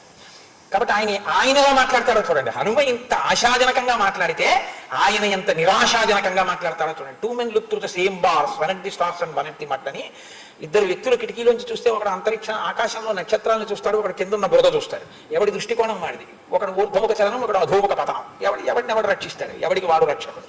ఉద్ధరేణాత్మనాత్మానం, ఎవడిని వాడు ఉద్ధరించుకోవాలి, ఎవడికి ఆకలిస్తే వాడు అన్నం తినాలి. కాబట్టి అంగదుడు అంటాడు, స్థైర్యం ఆత్మమన శౌచం అనుశంస్యం అధార్జవం విక్రమశ్చైవ ధైర్యంచ సుగ్రీవో ఉపపద్యతే భ్రాతుర్జ్యేష్ఠస్య యో భార్యాం జీవతో మహిషీం ప్రియాం ధర్మేణ మాతరం యస్తు స్వీకరోతి జుగుప్సితః కథం స ధర్మం జానీతే ఏన భ్రాత్రా మహాత్మన లక్ష్మణస్య భయాద్యేన నా ధర్మ భయభీరుణ ఆదిష్టా మార్గితుం సీతాం ధర్మమస్మిన్ కథం భవేత్ తస్మిన్ పాపే కృతఘ్నేతు స్మృతిహీనే చలాత్మని ఆర్యః కో విశ్వస్సే జ్ఞాతు తత్కులీనో జిజీవిషు. ఆయన అంటాడు, అసలు సుగ్రీవుడికి స్థైర్యము లేదు, ఆయన శౌచ్యం ఉన్నవాడు కాడు, ఎప్పుడూ అబద్ధాలాడేటటువంటి స్వభావం ఉన్నవాడు, విక్రమము ధైర్యము ఉన్నవాడు కాడు. ఎంత హీనమైన మనస్సు ఉన్నవాడంటే మా పినతండ్రి, నా తండ్రి దుందుబితో యుద్ధానికి వెడితే ఇక్కడ ఉండవా బిలం బయట అంటే శిల పెట్టి మూసేసి ఇంటికి వచ్చేసాడు. రాజ్యం బుచ్చేసుకుని నా తండ్రి బతికుండగా తారని భార్యగా స్వీకరించాడు. ఇది నిజమైతే రాముడు సుగ్రీవుడితో స్నేహం చేస్తాడా? వాలిని చంపేసిన వాడు సుగ్రీవుడిని చంపాడు, నువ్వు ఈ తప్పు చేశావని. నేను మీకు కిష్కింధకాండలో చెప్పా, సుగ్రీవుడు పాపాచారం ఉన్నవాడైతే అసలు ఋషిముఖ పర్వతం మీద ఉండలేడు. ఇవి తెలియవా అంగదుడికి? తెలుసు. మరి తెలిసిలా ఎందుకు మాట్లాడతాడు అంటే ఆయన బుద్ధి వైభవం అప్పటికి పాతాళాన్ని చూస్తోంది. అందుకని ఆయనకి ఎవరి మీద బాధో వాళ్ళలో ఆ లక్షణాలే చూస్తాడంతే. తలుచుకుంటేనే జిగుప్స. మా నాన్నగారు బతికుండగా మా అమ్మని తన భార్యగా స్వీకరించినటువంటి వాడు ఏదో లక్ష్మణుడికి భయపడి వచ్చి టంకారం చేశాడని సీతమ్మని వెతకమని వానరుల్ని పంపించాడు, కానీ ఆయనకేం ధర్మం తెలిసి పంపించలేదు. నిజంగా సీతాన్వేషణం చేద్దామని పంపించిన వాడు కాదు. మనకి తెలియదు సుగ్రీవుడు నిజంగా అలా పంపించే హృదయం ఉన్నవాడో కాడో, సుహృత్తో కాడో మనకి తెలియదు. ఆ విషయంలో ఏమీ సందేహం అక్కర్లేదు. మహానుభావుడు సుగ్రీవుడు ఆ విషయంలో. కాబట్టి అటువంటి కృతజ్ఞుడు, పాపి, స్మృతిహీనుడు, చంచలమైన మనస్సు ఉన్నవాడు, విశ్వాసఘాతకుడు, అటువంటి వాడిని ఆర్యులు నమ్మరు పెద్దలు. ఆయన వంశంలో పుట్టిన వాడిని, ఆయన కుటుంబంలో పుట్టిన వాడిని నేను ఎలా నమ్ముతాను? కాబట్టి నేను నమ్మను అన్నాడు. అప్పగింతలు మొదలుపెట్టాడు. కాబట్టి నేను చచ్చిపోతాను. ఇప్పుడు ఆయన ఏమన్నారు? హనుమ, నువ్వు లోపలికి వెళ్ళినా నువ్వు బతకవురా అని కదా అన్నారు. అందుకని అసలు లోపలికి వెళ్ళి బతకడు, ఇక్కడే చచ్చిపోతాను అన్నాడు. ఇంత చెప్పింది ఎందుకు పనికి వచ్చిందంటే రాజకార్యం మీద ముందుకెడదా ఉండలేదు, ఇక్కడే చచ్చిపోతాను అన్నాడు. అంటే ఇదే నేను మీతో మనవి చేసింది. ఎక్స్ట్రీమ్స్ ఉంటాయి కొంతమందిలో, ఇది దిద్దుకోవాల్సి ఉంటుంది. ఎవరి మనసుని వారు జాగ్రత్తగా దిద్దుకోవాలి. లేకపోతే చాలా ప్రమాదం తెలుసా అంటే వాడు బరువు అయిపోతారు కుటుంబానికి, సమాజానికి, కార్యాలయానికి. ఎక్కడ ఉండనివ్వండి ఇబ్బంది వాళ్ళతో. కించిత్ మీరు పట్టించుకోలేదు అనుకోండి, ఎవరన్నా చూసారా నన్ను పట్టించుకోలేదు అంటాడు. రండి అమ్మాయి మీరు వచ్చారా, ఇంకా మాకు భయం లేదన్నారు అనుకోండి, పట్టపగ్గాలంటాం. అన్ని ఇబ్బందే అలాంటి వాళ్ళతోటి. అలాంటి వాళ్ళు వస్తున్నారంటే లోపల భయంగా ఉంటుంది. వీళ్ళని ఎలాగా అసలు మనం వ్యవహారం నడపడాలి. అలా ఉండకూడదు. ఆ మనసు కొంచెం దిద్దుకోవలసి ఉంటుంది. గొప్ప మనస్తత్వ శాస్త్రం అండి శ్రీరామాయణం. రామాయణం కన్నా మనస్తత్వ శాస్త్రం, శంకరాచార్యుల వారిని మించిన మనస్తత్వ శాస్త్రవేత్త లేవు, పుట్టలేదు, పుట్టబోడు. శంకర భగవత్పాదులంతటి మనస్తత్వ శాస్త్రవేత్త ప్రపంచంలో ఇప్పటి వరకు పుట్టలేదు. ఇక పుట్టడన్న మాట అనడం నాకు ఇష్టం లేదు. పుట్టాలని కోరుకుంటాను, మళ్ళీ శంకరుడు అవతారం స్వీకరించాలని నా కోరిక. కాబట్టి ఎంత గొప్పగా ఆయన ఆలోచిస్తారో చూడండి. నేను ఇక్కడే చచ్చిపోతాను, మీరు ఏం చేస్తారో తెలుసా? వెళ్ళి సుగ్రీవుడి పాదాలు పట్టి నమస్కారం చేశానని చెప్పండి అన్నాడు. మళ్ళీ ఇదేంటి అంటే ధర్మం అనమాట, తన ధర్మం, తన మంచివాడు. వాళ్ళు ఎలా అయినా పోనివ్వండి, నేను నా మంచితనం నాది అని ఓ చెప్పుకొస్తుంటాడు ఒక్కొక్కడు సోది. చూడండి అలా ఉంటుంది అనమాట. చెప్పేవన్నీ నేరాలే, కానీ ఏమంటే నా మంచితనం నాది అంటుంటాడు. మళ్ళీ అర్థం అవుదంటే ఎదురుకుండా వినేవాడికి వాడు అంత అమాయకుడా. కాబట్టి సుగ్రీవుడికి నా నమస్కారాలు చెప్పండి. నేను చచ్చిపోయాక మా అమ్మ ఎలాగో బతకలేండి, పాపం తార కూడా చచ్చిపోతుంది, ఆవిడికి కూడా నమస్కారాలు అడిగానని చెప్పండి. ఆవిడని ఓదార్చే ప్రయత్నం చేయండి. ఇంకెందుకు ఓదార్పు చచ్చిపోయేదానికి? అంటే అమ్మ చచ్చిపోతుంది మనం లేకపోతే అన్నవాడు అమ్మ బతికే ప్రయత్నం చెయ్యాలి కదా, చచ్చిపోవడం ఏడుతాను అసలు ఆ కోణంలో ఆలోచించడు. కాబట్టి మా అమ్మని ఓదార్చండి. రుమకి నేను నమస్కారం చేశానని చెప్పండి, రుమని ఓదార్చండి, నా కడపటి నమస్కారాలు తెలియచేయండి. ఇది కూడా పడుకుంటున్నాను, నేను ప్రాయోపవేశం చేస్తున్నాను. చచ్చిపోతానన్నవాడు ఏం చేయాలండి? చచ్చిపోవాలి. చచ్చిపోవడం పెద్ద విషయం ఏముందంటే, లోపలికి వెళ్ళిన ఊపిరి పైకి రాకపోతే చచ్చిపోయినట్టు, పైకి వెళ్ళిన ఊపిరి లోపలికి వెళ్ళకపోతే చచ్చిపోయినట్టు. చావు లోపలికి వెళ్ళే ఊపిరికి పైకి వచ్చే ఊపిరికి మధ్యలో ఉంది కాదా? అంతేగా చావు అంటే. లోపలికి వెళ్ళి పైకి రాలేదని కూడా చచ్చిపోయాడు, పైకి వెళ్ళి లోపలికి వెళ్ళలేదని కూడా చచ్చిపోయాడు. దీనికి పెద్ద అల్లరి ఏమిటి? మళ్ళీ దానికి ఒక పెద్ద ప్రకటన, ఏదో ఆమరణ నిరాహార దీక్ష అని బలవంతంగా అంబులెన్స్ పట్టుకెళ్ళలేకపోతారేమిట్లే అని పడుకున్నట్టు దానికి పెద్ద హడావిడి, ఇవన్నీ ఎందుకు? కాబట్టి ఇప్పుడు ఏమన్నాడంటే నిజంగా చచ్చిపోదామని లేదు, చచ్చిపోతానన్నంత పిరికితనం పుట్టింది. ఇది మనస్థితిలో ఉన్న ప్రమాదం. ఇప్పుడు ఈయన ఏడుపు మొదలెట్టాడు, నన్ను ఎలాగో చంపేస్తారు, ఇక్కడే చచ్చిపోతాను, సుగ్రీవుడికి నమస్కారం చెప్పండి, తార ఏడుస్తుంది, తార చచ్చిపోతుంది, తారకి నమస్కారం చెప్పండి. ఇలా చెప్తుంటే పాపం ఆ మిగిలిన కోతులు ఏం చేస్తాయండి? అవసలే చపల చిత్తులు అవి. పాపం అయ్యో రాజు ఎలా ఏడుస్తున్నాడో, చచ్చిపోతున్నాడని అవి కూడా ఏడుపు మొదలెట్టాయి. కొంతమంది ఇదో బలహీన వస్తారు. ఆ ఏడుపు ఆలోచించి సరిగ్గా అనగలిగిన వాడు ఒక్కడుంటాడు హనుమ. ఆయన ఏడిస్తే వీళ్ళు ఏడుస్తున్నారు, ఆయన స్వయం ప్రభావిలంలో వెళ్ళిపోదంటే ఆవిడ పదం అంటారు. రెండు కారణాలు ఉంటాయి. ఒకటి తెలిసి మనం చెప్తే ఏం బాగుంటుందండి అనే మనస్తత్వం ఉంటుంది ఒకటి. వాడు చూడండి, వాడికి తెలుసు. ఇది చెప్పిన తర్వాత వాడు అంటాడు నేను ఇదే చెప్దాం అనుకున్నానండి అంటాడు. మీరు చూడండి చాలా మంది దగ్గర ఉంటుంది ఈ బుద్ధి. వాళ్ళు ఎప్పుడు చెప్పరు, కానీ నేను ఇదే చెప్దాం అనుకున్నానండి అంటారు. సభల్లో కూడా కనపడతారు ఇలాంటి వాళ్ళు ఎంత చమత్కారంగా ఉంటుందంటే, నేను ఇవాళ చాలా మాట్లాడదాం అనుకున్నాను, కానీ ఈ నాకన్నా ముందు మాట్లాడిన ఫలానా ఆయన నేను చెప్దాం అనుకున్నవన్నీ చెప్పేశాను. ఎంత చక్కగా మాట్లాడారు అని వాళ్ళు అందులోంచి ఒక విషయం చెప్పి ఇంతకన్నా ఇంకా మాట్లాడడానికి ఉంటుంది. ఆయన మాట్లాడాక మాట్లాడడం కష్టం, అందుకని మాట్లాడలేదని కూర్చుంటాడు వాడు. ఇది అలా ఏమి ఉండదు, అదొక చమత్కారం అనమాట. కాబట్టి పైగా ఒక చిన్న సలహా ఓటిస్తాడు, ఇక ముందు సభలలో ఈయన్ని చివరికి పెట్టండి, ఈయన ముందు మాట్లాడితే మాకు మాట్లాడడానికి ఉండట్లేదంటారు. అంటే నిజంగా తనగా మాట్లాడేసేవాళ్ళు. ఒక్కొక్కరిది ఒక్కొక్క మనస్తత్వం. మీరు దీన్ని నిజంగా గమనించి రామాయణాన్ని దృశ్యకావ్యంగా మీరు చదువుతూ అనుభవిస్తేనంటే నవవసాలు పండుతాయి. మీరు అలా ఉండలేరు, మీకు చికాగ్గా ఉంది. చిచి అలా ఉండకూడదు, అదేంటది మీకు వెంటనే ఆ సర్గలు జ్ఞాపకానికి వస్తాయి. ఇలా ఉండకూడదు, అలా మాట్లాడకూడదు, మనం చక్కగా ఉండాలి, ధీరోద్ధతులమై ప్రవర్తించాలి తప్ప ఇలా లీకి మాటలు ఉండకూడదు అన్న స్థితి కలుగుతుంది మీకు. మిమ్మల్ని మీరు పరిశీలించుకోగలిగిన ప్రజ్ఞ శ్రీరామాయణ పఠనము, శ్రీరామాయణ శ్రవణము, వీటి రెండిటి వల్ల కలుగుతుంది. బలమైన మనసే సమాజానికి ఉపకారం చేయగలదు. అసలు మనసుకి బలం లేకపోతే శరీరమునకు బలమున్నా ఉపకారం చెయ్యలేడు. కాబట్టి దక్షిణాగ్రేషు దర్భేషు ఉదక్తీరం సమాశ్రితా, ఆ సముద్రపు ఒడ్డున దక్షిణానికి కొసలు ఉండేటట్టుగా, మళ్ళీ శాస్త్రం ఖచ్చితంగా పాటిస్తాడు. తూర్పు ముఖంగా కూర్చుని ఆచమనం చేసి దక్షిణాగ్రంగా కొసలు ఉండేటట్టుగా దర్భాలు వేసుకుని ప్రాయోపవేశం చేశాడు. ప్రాయోపవేశం అంటే తను చచ్చిపోడు, తనంత తాను శరీరం చచ్చిపోతే చూస్తాడు, దానికి ఏం పెట్టడం, దానికి వీళ్ళిపోయాడు. అది ఆకలే అడుగుతుంది కదండి. శరీరానికి దానికి ఒక భాష ఉంటుంది. శివమహాపురాణంలో చెప్తారు, ప్రాణాపాన వ్యానముదాన సమాన నాగకూర్మ కృకర ధనంజయ దేవదత్తముల ద్వారా మాట్లాడతాడు ఈశ్వరుడు లోపల నుంచి. నువ్వు బడలిపోయావు పడుకో, దేవదత్తం అన్న వాయువు ద్వారా ఆవలింతలతో మాట్లాడతాడు, పడుకోబెట్టి అలిసిపోయింది శరీరం, ఇంద్రియాలు అలిసిపోయింది, ఆకలిస్తోంది, దానికి అన్నం పెట్టని చెప్తాడు, కృకరవాయు రూపంలో మంట పుట్టిస్తాడు గర్భకోశంలో. ఇలా ఆకలేసింది పెట్టడం, నీళ్ళు అడిగింది పెట్టడం, నీరస పడిపోయింది ఊరుకుంటాడు, కళ్ళు తిరిగాయి ఊరుకుంటాడు, పడ్డానికి ఉంది కింద పడి ఉన్నాడుగా పడుకుంటాడు. ఆఖరికి ఏమవుతుంది, ప్రాణం పోతుంది, ప్రాణం పోతుంటే ఊరుకుంటాడు. అందుకని ప్రాణం పోయే వరకు పడుకుంటాడు తప్ప ఇప్పుడే చచ్చిపోదు. ఏమి ఎందుకు వ్యవధి అంటే లోపల చిన్న ఆశ, ఈ లోపల ఏమైనా జరిగి ఒక వేళ బతికేస్తామేమో అంటే తను పరిష్కారం సాధించుకోలేక, తనకి ఉండడం ఇష్టం లేక సావడం ఇష్టం లేక చచ్చిపోదామన్నంత అగాధంలోకి ఆలోచన వెళ్ళిపోతే చేసేటటువంటి పిరికి చర్య ఆమరణ నిరాహార దీక్షలు. నేనేమి సందేహపట్టలేదు. ఎందుకు ఈ మాట అనగలుగుతున్నానో తెలుసా అండి? ఒకే ధైర్యంతో చెప్తాను, నేను సనాతన ధర్మాన్ని నమ్ముకున్నవాడిని. సనాతన ధర్మంలో ఆ హక్కు లేదు. ప్రకృతి వికారమైన ఈ శరీరం ఉండాలనుకున్నంత కాలం దీన్ని పోషించడం వినా దీన్ని పడగొట్టే అధికారం మనకి లేదు.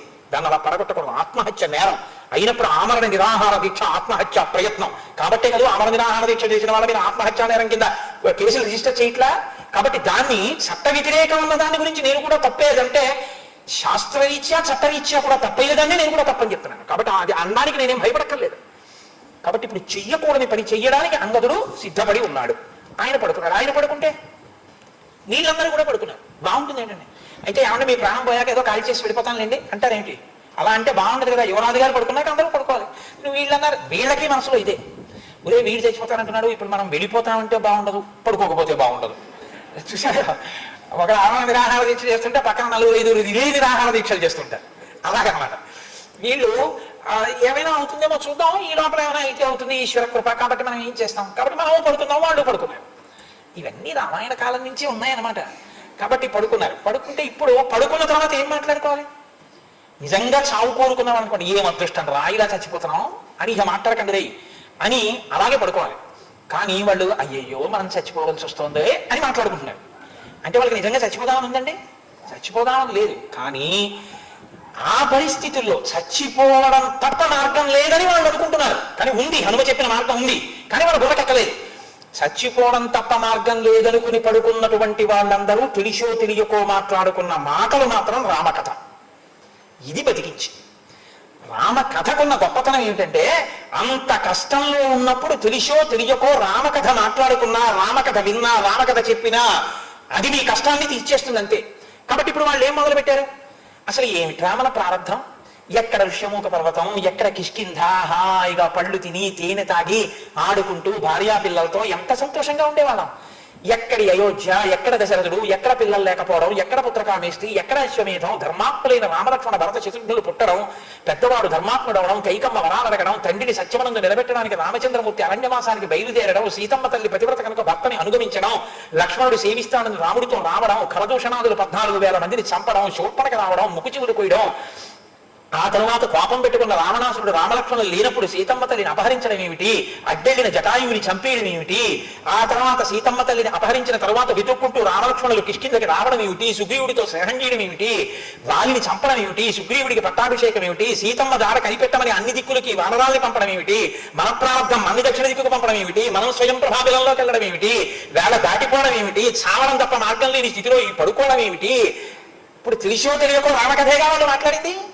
కాబట్టి ఇదే రామకథనే వాళ్ళు మాట్లాడుకుంటారు. రామస్య వనవాసంచ క్షయం దశరథస్య చ జనస్థాన వధం చైవ జటాయుష హరణం చైవ వైదేహ్య వాలినశ్చ వధం రణే రామకోపంచ నదతాం హరీణాం భయమాగతం అని, రామకోపంచ వదతాం హరీణాం భయమాగతం అని వాళ్ళు రామకథ అంతటి మాట్లాడుకున్నారు. మాట్లాడుకుని పడుకుంటున్నారు. తెలిసో తెలియకో రామకథ మాట్లాడుకున్నవాడు చచ్చిపోవడానికి వీల్లేదు. చచ్చిపోయేంత కష్టంలోంచి వాడు బయటకు వచ్చేస్తాడు అంతే. రామకథ బలం ఏమిటో చూపిస్తున్నారు మహర్షి. ఇది సుందరకాండకి పునాది. కిష్కింధకాండలో రామకథ యుగాలు మారిపోనివ్వండి, రామకథ చెప్పుకోవడం అన్నది, రామకథ వినడం అన్నది ఎంత శక్తివంతమైన విషయమో చూపిస్తున్నారు. ఇప్పుడు వాళ్ళు ఇప్పటికీ తెలిసో తెలియకో రామకథని మాట్లాడారు అంతే. అకస్మాత్తుగా వాళ్ళకి ఈ కథ మాట్లాడుకుంటుంటే అక్కడికి ఒక పెద్ద పక్షి ఒకటి వచ్చింది. వచ్చి అదండి, ఎవరువా, ఇక్కడ నా తమ్ముడు జటాయువు పేరెత్తిన వాళ్ళెవరు, ఎవరు ఈ మాటలో మాట్లాడుతున్నారు అని ఆ సంపాతి అనబడేటటువంటి పక్షి పర్వత శిఖరం మీద కూర్చుని అంటోంది. ఈ అంగదుడు తన ధోరణిలోనే తానున్నాడు. పడుకున్నాడు కదండి, పక్క వాళ్ళు పూర్తిగా అందరూ కనపడరు పడుకున్నవాడికి, ఇటు పక్క వాళ్ళు పూర్తిగా కనపడరు. కొంచెం దూరంగా ఉన్న వాళ్ళు పడుకున్న వాళ్ళకి ఎలా కనపడతారు? కనపడరు. కాబట్టి ఆయన మాట్లాడుతున్నాడు ఇంకా. వైదేహ్యా ప్రియకామేన కృతం కర్మ జటాయుష గృధ్రరాజేన యత్తత్ర శ్రుతం వస్తదశేషతః తథా సర్వాణి భూతాని తిర్యద్యోని గతాన్యపి ప్రియం కుర్వంతి రామస్య త్యక్త్వా ప్రాణాన్ యథావయం అన్యోన్యం ఉపకుర్వంతి స్నేహ కారుణ్యయంత్రితాః ప్రియం కృతం హి రామస్య ధర్మజ్ఞేన జటాయుష ససుఖీ గృధ్రరాజస్తు రావణేన హతోరణే ముక్తస్య సుగ్రీవ భయాత్ గతశ్చ పరమాంగతిం జటాయుషో వినాశేన రాజ్ఞో దశరథస్య చ హరణేన చ వైదేహ్యాః సంశయం హరయోగతాః. ఆయన దృష్టికోణం దేని మీదకి వెళ్ళిందంటే తిరియక్కులు రాముడికి సాయపడ్డాయి. తిరియక్కులు అంటే వెన్నుపాము అడ్డంగా ఉన్న వాటిని తిరియక్కులు అంటారు. వెన్నుపాము అడ్డంగా ఉన్నటువంటి ప్రాణులు, చాలా ప్రాణులు రాముడికి సాయం చేశాయి. మనుష్యులు కాదు సాయం చేయడం, రాముడికి సాయం చెయ్యని వాళ్ళు లేరు. అందులో విశేషించి జటాయు ఒక పక్షి ఎంత సాయం చేసింది రాముడికి. సీతాపహరణం జరుగుతుంటే రాముడు వచ్చాక చద్దాంలేని కూర్చోకుండా రావణుణ్ణి ఆపే ప్రయత్నంలో రావణాసురుని యొక్క రథాన్ని విరగొట్టి సారథిని చంపింది. తన కత్తితో రెక్కలు తెగనరికి కాళ్ళు కోసేసి ఆ పక్షిని చంపేశాడు. కానీ అది అదృష్టవంతురాలు. సుగ్రీవుడు బారిపడి చచ్చిపోకుండా రామకార్యంలో చచ్చిపోయింది. మన దురదృష్టం ఏమిటో, వెనక్కెడితే సుగ్రీవుడి చేతిలో చచ్చిపోతాం తప్ప మనం రామకార్యం మీద ఆయనకి ఉపయోగపడలేకపోయాం. వాళ్ళందరూ రామకార్యంలో చచ్చిపోయారు. మనం రామకార్యంలో ఉపయోగపడి చచ్చిపోవట్లేదు, మనం మన పని పూర్తి చేయకుండా చచ్చిపోతాం. అరేరే మనకి ఎంత బాధ వచ్చిందిరా అని అంగదుడు ఆయనకి ఎప్పుడూ ఇంకా ఈ సుగ్రీవుడు చావు ఇంతే, అదే పట్టుకుంటాడు. నేను మీతో చెప్పానుగా. అందుకని అలా రామాయణాన్ని ఆ కోణంలో తిరియక్కును ఉపకారం చేయడంగా చెప్తున్నాడు. అకస్మాత్తుగా పక్షంది కోయం గిరా ఘోషయంతి ప్రాణై ప్రియతమస్యమే జటాయుషో వధం భ్రాతు కంపయన్ నివమే మనః కోయం గిరా ఘోషయతి. ఎవరు నా ప్రాణములతో సమానమైనటువంటి నా తమ్ముడైన జటాయువు యొక్క పేరెత్తి మాట్లాడుతున్నవారు, ఆ జటాయువు యొక్క వధ గురించి విని నేను ఎంతో ఖేదాన్ని పొందాను. నా తమ్ముడు జటాయువు మరణించాడా, ఏది ఒక్కసారి నా దగ్గరికి వచ్చి నాకు ఆ విషయాలు చెప్పండి అన్నాడు. అనేటప్పటికీ వీళ్ళు అనుకున్నారు, రే ఆ పక్షి చూడు ఎంత పెద్ద పక్షి ఉందో, పర్వతం అంత పక్షి వచ్చి కూర్చుంది, దగ్గరికి వచ్చి తింటలేదు, కాబట్టి ఈ పక్షి అన్ని తినేస్తుందిరా, మనం చచ్చిపోతాం రా. నిజంగా ఏమంటే చచ్చిపోదాం అనుకున్న వాడికి తినేయడానికి పక్షి వస్తే సంతోషించద్దు. అమ్మాయి అయిపోయిందిరా బాబు, మనం సంకల్పం చేయగానే వచ్చేసింది పక్షి, దిక్కుమాల కూడా వదిలిపోయి చంపేస్తుంది అనుకోవాలి కదా. వాడు అయ్యి బాబోయ్ వచ్చేసింది రే పక్షి, చంపేస్తుంది ఇంక ఇప్పుడు మన్ని అది అనుకుంటోంది. నా అదృష్టం ఇన్నాళ్ళకి ఇంతమంది దొరికారు, చక్కగా హాయిగా వడ్డించినట్టు పడుకున్నారు కూడా, ఒకళ్ళ తర్వాత ఒకళ్ళని తింటూ వెళ్ళొచ్చు నేను అని అది అనుకుంటోంది. అకస్మాత్తుగా జటాయువు పేరు వినపడింది రామకథలో. అది నా తమ్ముడి గురించి మాట్లాడిన వాళ్ళు ఎవరు అని అడిగింది. సరే ఎలాగో చచ్చిపోదామని కదా పడుకున్నాం, మరి అది తినేస్తానంటే భయం ఏమిటి, దగ్గరికి వెళ్ళి తీసుకొద్దాం, తీసుకురమ్మంటోంది, రమ్మంటోందిగా, వెళదాం అన్న. ఇప్పుడు ఎవడు ముందు పడుకున్నాడో వాడు వెళ్ళాలి కదండి. అందుకని అంగదుడు లేచి వెళ్ళాడు. వెళితే అది అడిగింది, ఎవరు నువ్వు చెప్పిన రామకథ ఏమిటి జటాయు మరణం గురించి చెప్తున్నావు, నాకు రాముడు అంటే ఎంతో ప్రీతి, దశరథ మహారాజు గారికి స్నేహితుడు నా తమ్ముడు అని. అంటే ఆయన అన్నాడు, ఇది రామాయణంలో గొప్పతనం ఏంటంటే కథని ఎప్పుడూ కూడా ఎవరైనా ఎటు మొదలు పెడతారంటే తన వైపు నుంచి మొదలు పెడతారు కదండి. అందుకని ఏమంటే గుంటూరులో కార్యక్రమం బాగా జరిగిందా అన్నారు అనుకోండి, గుంటూరులో కార్యక్రమం అనగా అని మొదలు పెట్టరు. కాకినాడ నుంచి గుంటూరు వెళ్ళామండి, పాపం ఎంత మర్యాదో, పీఠంలో చక్కగా మంచి ఆవాసం ఇచ్చారు, పొద్దున్నే చక్కటి పలహారం, మధ్యాహ్నం భోజనం, అన్ని ఎంత భక్తి అండి బాబు, ఎంత బాగుంటుందో పీఠం అని తర్వాత రామాయణం గురించి చెప్తాడు కదా. ముందు తన వైపు నుంచి మొదలవుతుంది ప్రసంగం ఏదైనా కూడా.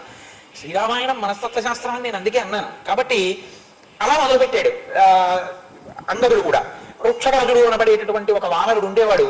ఆయనకి ఇద్దరు కుమారులు, వాలి సుగ్రీవులు. అందులో నా తండ్రి వాలి, నేను ఆయన కుమారుడను. ఇక్ష్వాకు వంశంలో జన్మించినటువంటి రామచంద్రమూర్తి దశరథ మహారాజు గారి కుమారుడు తండ్రిని సత్యవాక్యమునందు నిలబెట్టడం కోసం అరణ్యవాసానికి వస్తే ఆయన యొక్క భార్యని సీతమ్మ తల్లి అపహరిస్తే ఋష్యమూక పర్వతం దగ్గరికి వచ్చి సుగ్రీవుడితో అగ్నిసాక్షిగా స్నేహం చేసుకుని తన స్నేహితుడైనటువంటి సుగ్రీవుడికి ఇచ్చిన మాట ప్రకారంతో ఒక బాణంతో అధర్మంలో ఉన్నటువంటి నా తండ్రి అయిన వాలిని బాణము చేత నిగ్రహించి సుగ్రీవుడికి పట్టం కడితే రాజ్యం పుచ్చుకున్నటువంటి సుగ్రీవుడు కృతజ్ఞతాపురస్సరంగా ఇచ్చిన మాట నిలబెట్టుకోవడానికి అన్ని దిక్కులకి రాముని యొక్క భార్య అయిన సీతమ్మని అపహరించిన రావణుని జాడ కనిపెట్టడానికి పంపబడితే దక్షిణ దిక్కుకి నా నాయకత్వంలో వచ్చిన ఈ వానర సమూహం అంతా ఆ బిలంలోకి వెళ్ళిపోయి వేళ దాటిపోయి బయటికి వచ్చిన తర్వాత వెనక్కిడితే సుగ్రీవుడి సంపుతానని ముందుకెళ్ళడానికి మాకు భయమేసి ఓపిక లేక ఆఖరికి ఇక్కడే చచ్చిపోదామని ప్రాయోపవేశం చేసి మేము పడుకుని రామకథ చెప్తుంటే నువ్వు వచ్చి మా దగ్గరికి వచ్చి మాట్లాడి ఎవరని అడిగా వచ్చాను, ఇది విషయం అన్నాడు. మళ్ళీ రామకథ చెప్పాడు. మళ్ళీ మూడో మాట జరిగింది. ఇప్పుడు జరిగేసరికి ఆ పక్షంది, చాలా గొప్ప విషయాన్ని చెప్పావయ్యా నువ్వు అని, యవీయాం మమ సభ్రాత జటాయుర్నామ వానరాహ యమాఖ్యాత హతం యుద్ధే రావణీన బలీయస.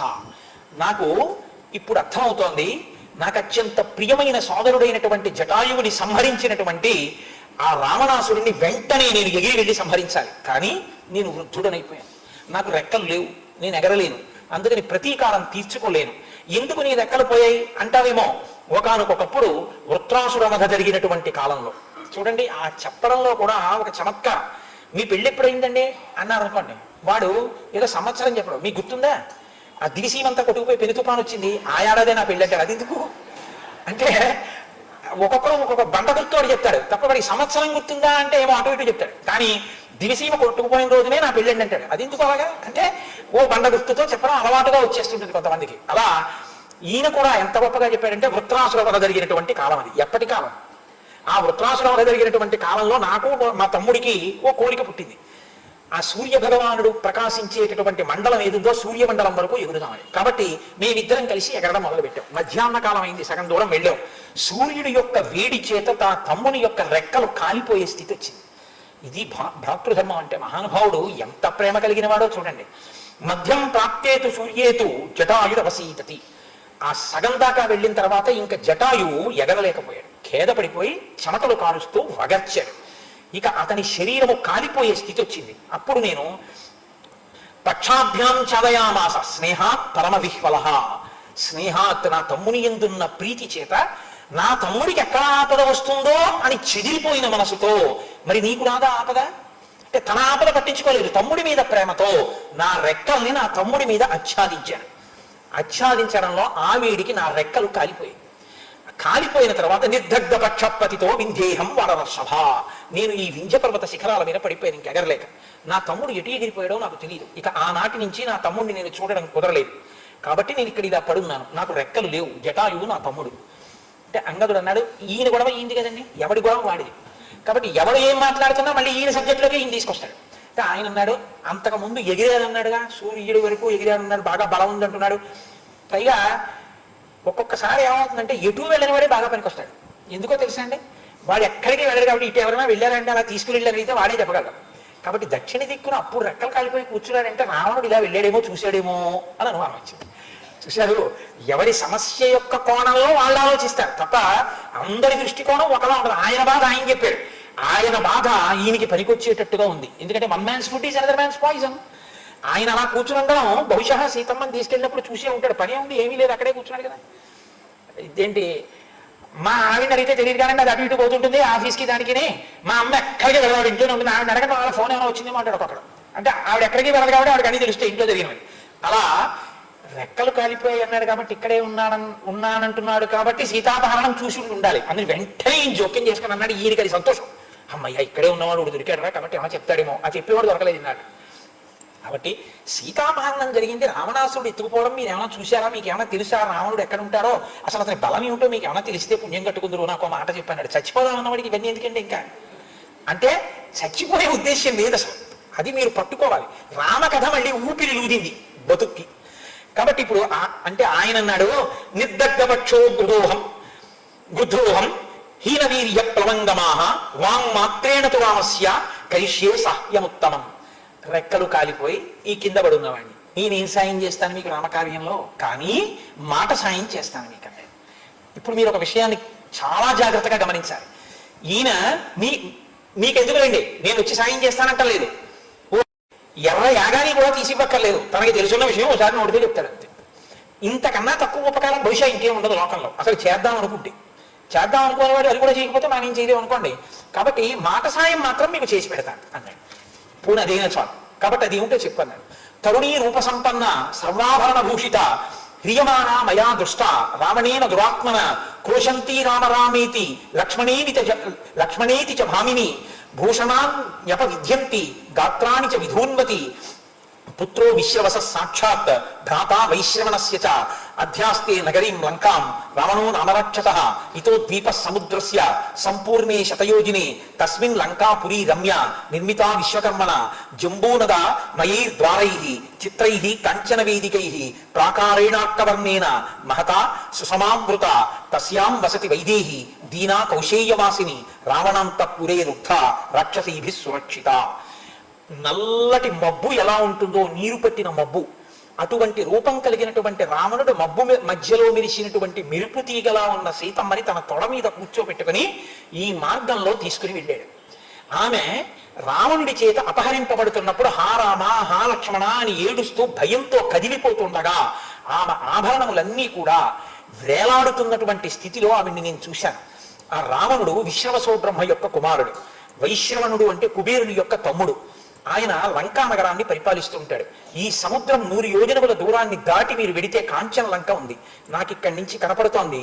అదిగో ఆ లంకా పట్టణంలో అంతఃపురం పక్కన ఉన్నటువంటి ప్రమదావనంలో సీతమ్మ తల్లి రాక్షస స్త్రీల చేత రక్షింపబడుతూ ఉంది. అంతఃపురంలో ఉంది ఆ తల్లి, ఆ రాక్షస స్త్రీల చేత రక్షింపబడుతూ. ప్రమదావనము అన్నమాట పూర్తిగా వాడి చూపించలేదు.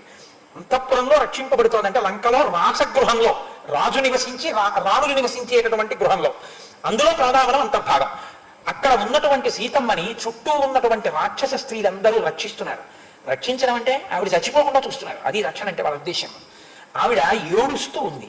ఇహస్తోహం తపశ్యామి రావణం జానకీం తథా అస్మాకమపి సౌపర్ణం దివ్యం చక్షుర్బలం తథా తస్మాదాహార వీర్యేణ నిసర్గేణ చ మానవాః అయోజన శతాన్ సాగ్రాత్ వయం పశ్యామ నిత్యశః.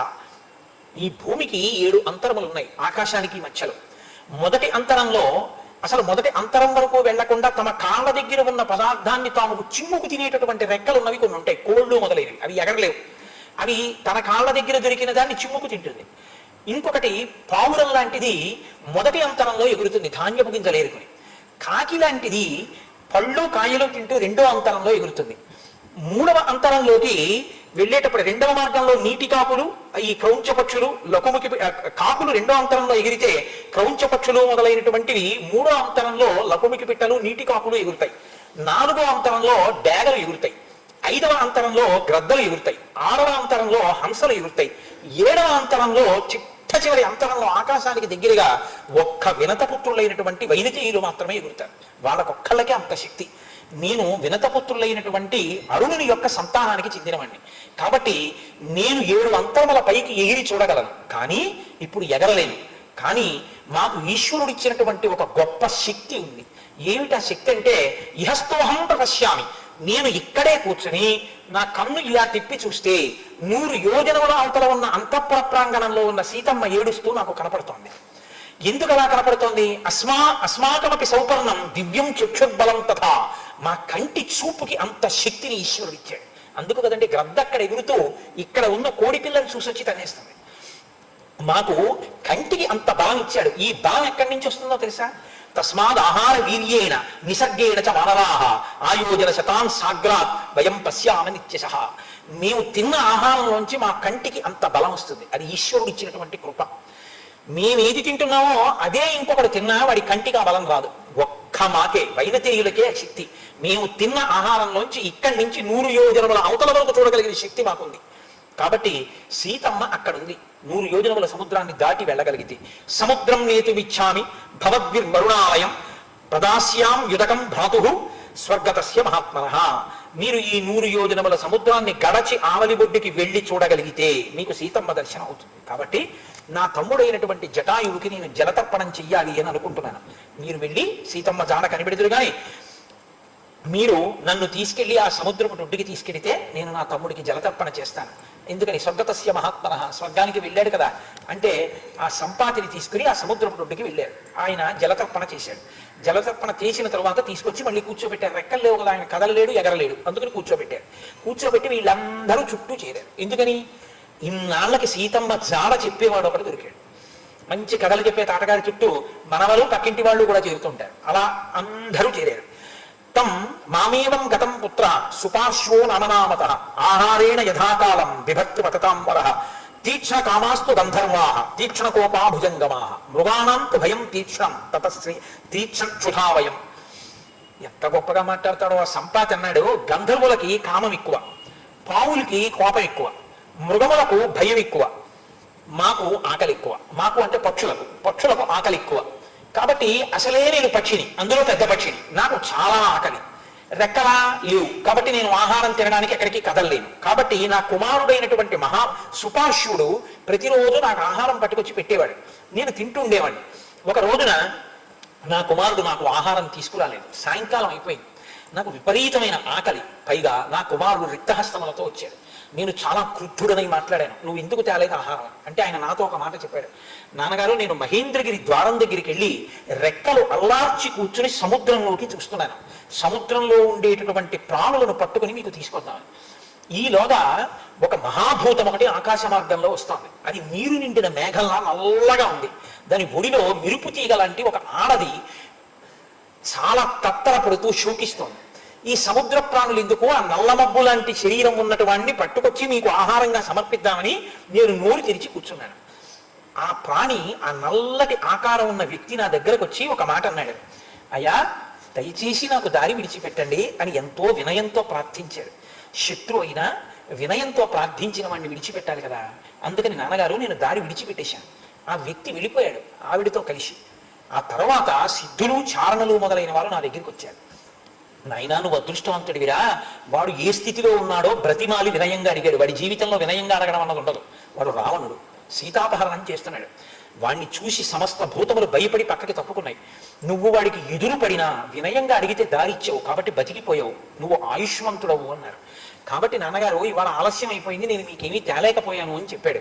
కాబట్టి నా కొడుకు కూడా చూశాడు, సీతాపహరణం జరిగినప్పుడు రావణుడితో నా కొడుకు మాట్లాడాడు కూడా అని చెప్తూ, నేను చాలా కాలం క్రితం రెక్కలు కాలిపోయి ఒక పర్వత శిఖరం మీద పడిపోయానని మీతో చెప్పాను కదా. మీతో అంటే సంపాతి వారంలతో చెప్పిన దాని దగ్గరికి మీరు అనుసంధానం కండి. పడిపోయాను కదా. పడిపోయినప్పుడు నాకు తెలివి లేదు అంటే మళ్ళీ వెనక్కి వెళ్ళాడు కథలో.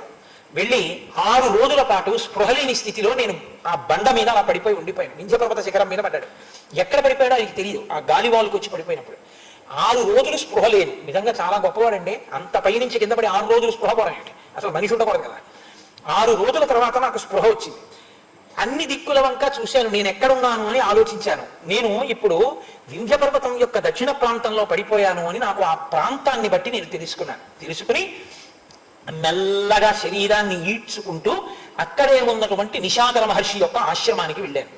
నేను ఓపిక ఉన్న రోజులలో నేను, నా తమ్ముడైన జటాయువు మనుష్య రూపాలలో వెళ్ళి నిశాకర మహర్షికి నమస్కారం చేస్తుండేవాళ్ళం. ఆ మహర్షికి నేను తెలుసు.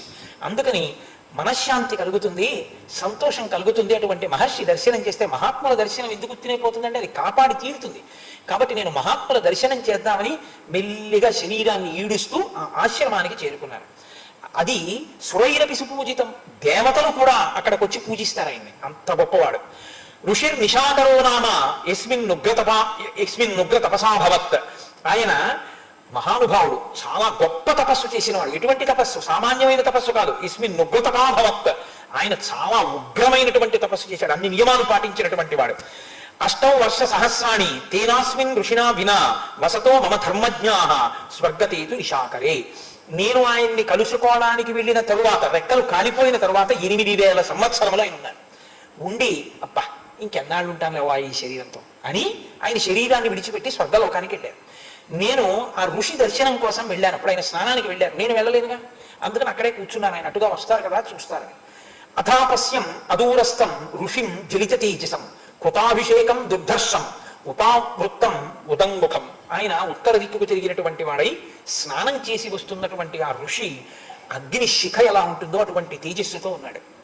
ఆ ఋషి నదీ స్నానం చేసి ఆశ్రమంలోకి వెడుతుంటే, నది పాయకి ఆశ్రమానికి మధ్యలో ఉన్న దూరాన్ని ఆయన నడిచి వెడుతున్నప్పుడు తం వృక్షా శృమరా వ్యాఘ్రా సింహ నాగా సరీసృపా పరివార్యోపగచ్చంతి ధాతారం ప్రాణినో యథా. ఆయన వెంట పెద్ద పుల్లు, సింహాలు, పావులు, ఆ తర్వాత నేల మీద పాకేటటువంటి జంతువులు, ఇవి కాకుండా చామరీ మృగాలు, ఇవన్నీ ఆయన వెనకాతల నడుస్తూ వెళ్ళాయి. ఆయన ఆశ్రమంలోకి వెళ్ళేంత వరకు చతుర్ముఖ బ్రహ్మగారు నడిచి వెడుతుంటే ఆయన వెనకాతల ప్రాణులన్నీ ఎలా పెడతాయో గౌరవంతో, అంత గౌరవంతో ఆయన వెనకాతల నడిచి వెళ్ళాయి. ఋషి తేజస్సు అంత గొప్పది. ఋషి ఎక్కడ ఉంటాడో ఆ బ్రహ్మ తేజస్సు ఉన్నటువంటి వారు ఉన్న చోట ప్రాణుల మధ్య కూడా సహజంగా పుట్టుక చేతనే జాతి వైరం ఉన్నటువంటి ప్రాణులు కూడా ఆ వైరాన్ని మర్చిపోతాయి. అందుకే మహానుభావుడు అగస్త్య మహర్షి యొక్క ఆశ్రమాన్ని వర్ణిస్తారు కాశీపట్టణంలో. ఎంత గొప్పగా వర్ణిస్తారో. పరస్పర వైరం ఉన్నటువంటి ప్రాణులన్నీ కూడా వైరాన్ని మరిచిపోయి సహజీవనం చేస్తుండేవి. భగవాన్ రమణులు ఆశ్రమంలో ఉన్న రోజుల్లో ఆ ప్రాణులు కూడా బ్రహ్మతేజస్సు కలిగిన వారిని అంతగా అభిమానించి అంత భక్తితో సేవిస్తాయి.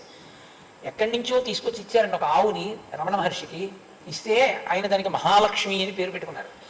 ఆ ఆవు ప్రతిరోజు పలుపు విప్పగానే అది ఎంతమంది కూర్చుని ఉండనివ్వండి, ఆయన కూర్చునేటటువంటి ఒక గది ఉండేది. అందులోకి వచ్చి మహర్షికి ప్రదక్షిణం చేసి ఆయన పెట్టినటువంటి ఒక అరటిపండు తిని అని వెళ్ళిపోయేది. రోజు ప్రదక్షిణం చేసేది. అది ఒకానొకప్పుడు దానికి ఒక చిన్న ఆవుల్ని కట్టేటటువంటి గోశాల కట్టారు. దాని సంతతి ఎక్కువైపోయింది రమణ మహర్షి ఆశ్రమంలో. ఒకసారి ఆశ్రమానికి కానీ దేవాలయానికి కానీ ఇచ్చిన వాటి సంతతిని తిరిగి ఎక్కడికి ఇవ్వకూడదు, ఎందుకంటే అది ఈశ్వరుడి సొత్తు ఇంకా. కాబట్టి దాని సంతతి పెరిగిపోయింది ఆశ్రమంలో. పెరిగిపోతే అక్కడ ఒక పెద్ద పాక వేశారు. వేసి దీన్ని మొదట తీసుకెళ్లి కడదామని తీసుకెళ్తున్నారు. ఇది కొత్తకి భయపడి లోపలికి వెళ్లకుండా ఒక్కసారి ఆ ముక్కు తాడు పట్టుకున్నారు. దానికి ఆ ముక్కు తాడుకి నలిగి రక్తం కారుతుండగా తప్పించుకొని పరిగెత్తకుంటూ రమణ మహర్షి దగ్గరికి వచ్చేసింది. వచ్చేస్తే లోపలికి వచ్చి పట్టుకుంటున్నారు. ఆయన అన్నారు, ఆగండి ఆగండి ఆగండి ఆగండి, ఎందుకు అలా పట్టుకుంటారండి, అది ఏదో బాధపడుతుంది, ఏదో చెప్పాలనుకుంటాం, ఆగండి అన్నారు. అది మహర్షి దగ్గరికి వచ్చి మోరలెత్తి ఏదో అలా అలా అని మాట్లాడింది. ఆయన అన్నారు, దానికి పాక వేశారట, దాన్ని ఇవాళ గృహప్రవేశం చేయిస్తున్నారట, దానికి భయం వేసిందిట, దానికి ముక్కుతాడు వేశారట, అది పట్టుకు లాగారట, దానికి నెత్తురు కాడింది, దానికి ఎంత బాధ కలిగిందో నేను భగవాన్కి చెప్పుకుంటానని దాని దగ్గరికి వచ్చింది. పైగా దాన్ని లాగేస్తారా మీరు? అమ్మ మహాలక్ష్మి, ఏం చేయరు నాన్న, నీకు ఇల్లు కట్టారు, వెళ్ళి అక్కడ ఉండి నేను వస్తానే అని అంతే వెళ్ళిపోయింది తలాడించి. యథార్థంగా ఎప్పుడో కానండి, ఈ మధ్య కాలంలో భగవాన్ రమణులు అంటే మహానుభావుడు మొన్నటి వరకు ఉన్నవారే కదా, 4-5 దశాబ్దాల క్రితం వరకు. వారి సమక్షంలో సమస్త ప్రాణులు అలాగే ఉండేవి. అందుకే రమణ మహర్షి శరీరంతో ఉన్న కాలంలో ఒక ఆశ్చర్యకరమైన సంఘటన జరిగింది. ఒక పిల్లవాడు పుట్టాడు ఒక ఆయనకి. వాడు ఎంత ఉన్మాదిగా పుట్టాడంటే అసలు వాడు నిద్ర కానీ తెలివి వస్తే ఇక వాడిని పట్టుకోలేరు, ఇనప గొలుసులతోటే కట్టాలి, అలా ఊగిపోయేవాడు ఉన్మాదంతో. ఆయన ఐశ్వర్యవంతుడు, పాపం కొడుకు చంద్రబింబంలా ఉన్నాడు, ఇలా ఉంటున్నాడని ఆయన తీసుకెళ్ళని మహాత్ముడు లేడు. ఆసేతి హిమాచల పర్యంతం ఎవరి దగ్గర లంగలేదు. ఎవరో ఒక ఆయన అన్నాడు, రమణ మహర్షి ఆశ్రమానికి తీసుకెళ్ళండి అన్నాడు. ఆయన్ని వాహనంలోంచి గొలుసులతో కట్టినట్టుగా కాళ్ళు చేతులు 10 మంది పట్టుకుని తీసుకెళ్లారు. రమణ మహర్షి ఒక సోఫాలో ఇలా పడుకుని ఉండేవారు. ఆయన పడుకుని ఉన్నారు, ఈ పిల్లవాడిని తీసుకెళ్లారు అంతే. ఆయన ఇలా చూశారు, ఈ పిల్లవాడు ఆయన్ని చూశాడు అంతే. ఇన్నాళ్ళు ఉన్మాదంతో ఉన్నవాడు ఒక్కసారి ప్రశాంత చిత్తుడై నేల మీద పడి భగవాన్కి నమస్కారం చేసి చక్కగా ప్రశాంతంగా అలా కూర్చున్నాడు అంతే. ఆయన ఆ పిల్లాడితో మాట్లాడలేదు, పిల్లాడు ఆయనతో మాట్లాడలేదు అంతే. మౌనంగా కూర్చుని ఉండిపోయేవాడు. బ్రహ్మజ్ఞానులే, వాళ్ళ వైభవమే. వాళ్ళ కోసం ప్రాణులు అలా వెంపర్లాడతాయి. ఆయన, నేను మీకు నిషాదర మహర్షి గురించి వచ్చింది కాబట్టి మనవి చేస్తున్నాను.